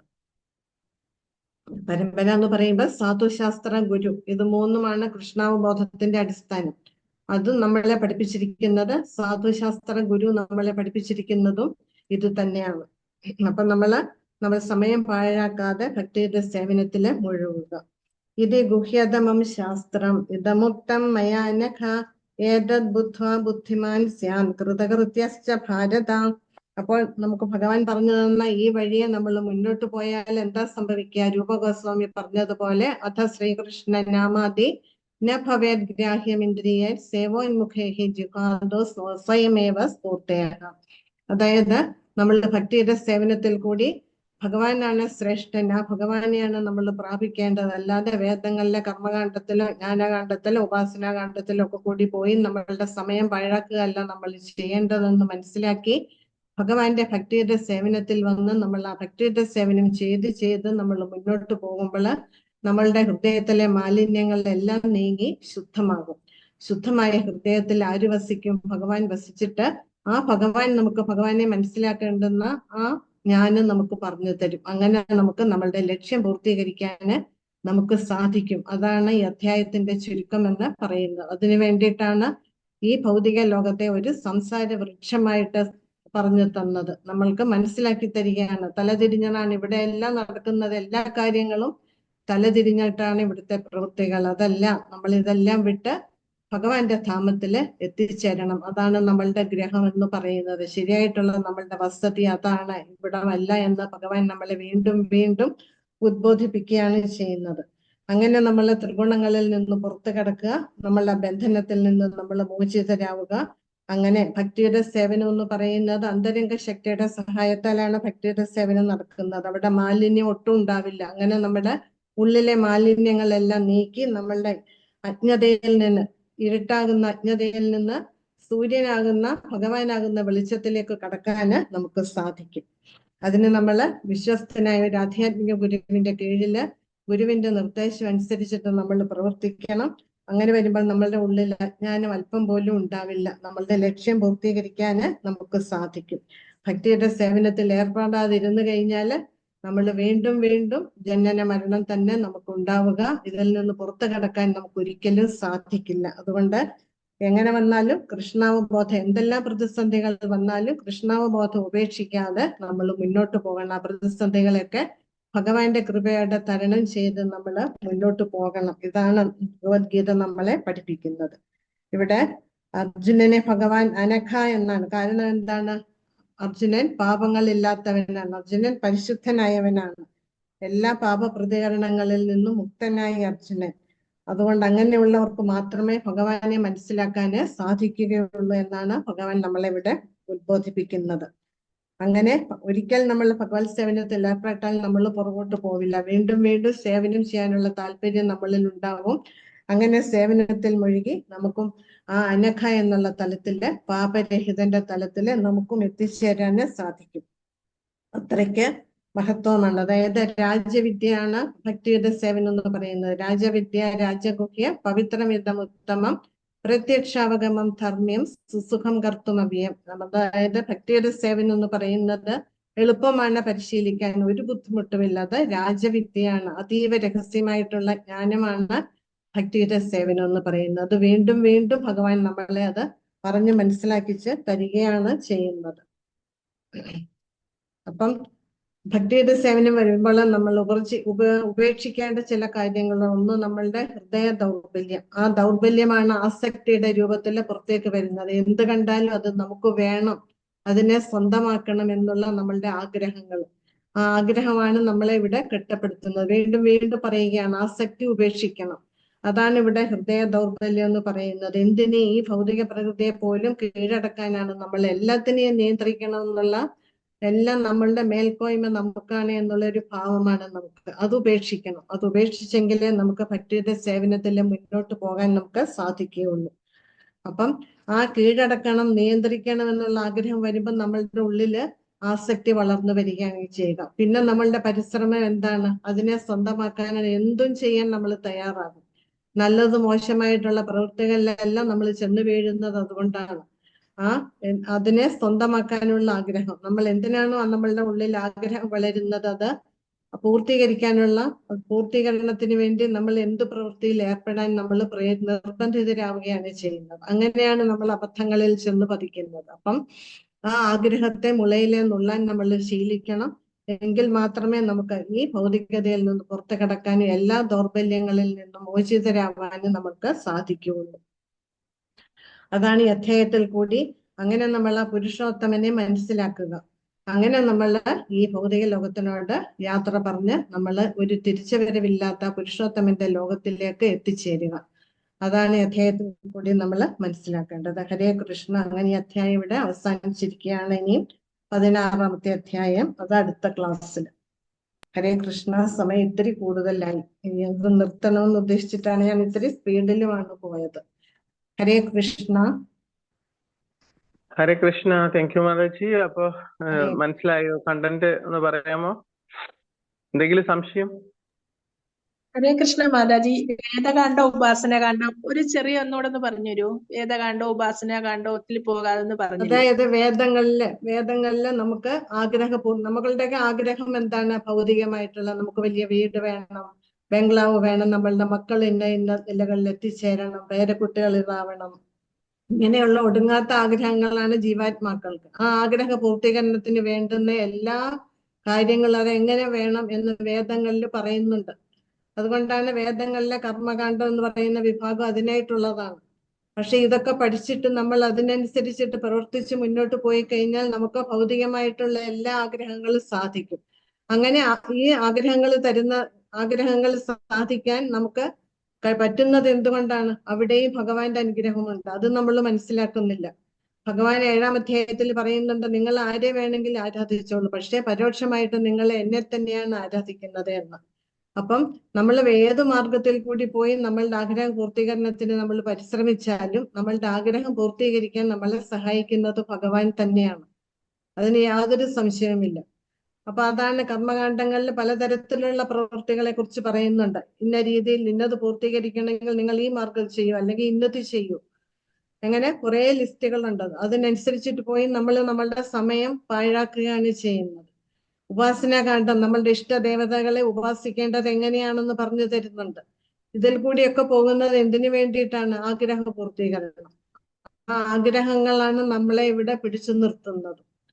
അപ്പൊ ഇത് അബദ്ധത്തിൽ ചാടിക്കുമെന്ന് മനസ്സിലാക്കി നമ്മൾ ഇതെല്ലാം വിട്ടിട്ട് ഭഗവാനിലേക്ക് വരൂ. അതായത് കൃഷ്ണാവബോധമാണ് ഏറ്റവും ശ്രേഷ്ഠം. അതിലൂടെ നമുക്ക് തിരിച്ചുവരവില്ലാത്ത ലോകത്തിലേക്ക് നമുക്ക് എത്തിച്ചേരാൻ സാധിക്കും. അതായത് ഭഗവത് പ്രാപ്തി കൈവരിക്കാൻ സാധിക്കും എന്ന് മനസ്സിലാക്കി നമ്മൾ മുന്നോട്ട് പോകണം. അതാണ് ഭഗവാൻ പറയുന്നത്. ഇതൊക്കെ നിങ്ങൾ വിടൂ, ഞാനുണ്ട് നിങ്ങളോടൊപ്പം. അതല്ലേ ഭഗവാൻ പറഞ്ഞു, എന്തിലും ഏതിലും നമ്മളുടെ ഉള്ളിൽ നമ്മൾ കഴിക്കുന്ന ഭക്ഷണം ദഹിപ്പിക്കാൻ പോലും നമുക്ക് കഴിവില്ല. അത്രയ്ക്ക് നിസ്സാരരാണ് ജീവാത്മാക്കൾ എന്ന് പറയുന്നത്. നമുക്കൊന്നിനും കഴിവില്ലാത്തവരാണ്, പക്ഷെ നമ്മളെല്ലാം തികഞ്ഞവരാണെന്നാണ് നമ്മളുടെ ഭാവം. നമ്മൾ ഇതൊന്നും ചിന്തിക്കുന്നില്ല. എന്തിനും ഏതിനും ഭഗവാനെ ആശ്രയിച്ചിട്ടാണ് നമ്മൾ നിലകൊള്ളുന്നതെന്ന് എത്രയൊക്കെ പറഞ്ഞാലും കേട്ടാലും നമ്മൾക്ക് ആർക്കും ബോധ്യം വരുന്നില്ല. നമ്മളാണ് ശ്രേഷ്ഠരെന്നുള്ള ഒരു അഹംഭാവമാണ് നമ്മളെ ഇവിടെ പിടിച്ച് വീണ്ടും വീണ്ടും നമ്മളെ ഇതിലേക്ക് പെടുത്തുകയാണ് ചെയ്യുന്നത്.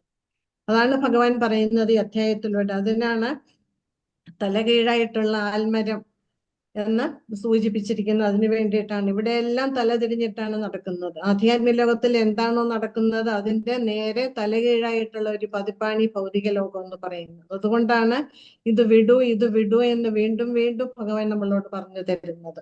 ഇനി ഇതുകൊണ്ടൊന്നും ഭഗവാൻ നിൽക്കുന്നില്ല, ഇനിയും പറയുന്നുണ്ട്. അടുത്ത അധ്യായത്തിൽ നമുക്ക് കേൾക്കാം, ഒന്നും കൂടി വ്യക്തമായിട്ട് നമുക്ക് മനസ്സിലാക്കാൻ സാധിക്കും.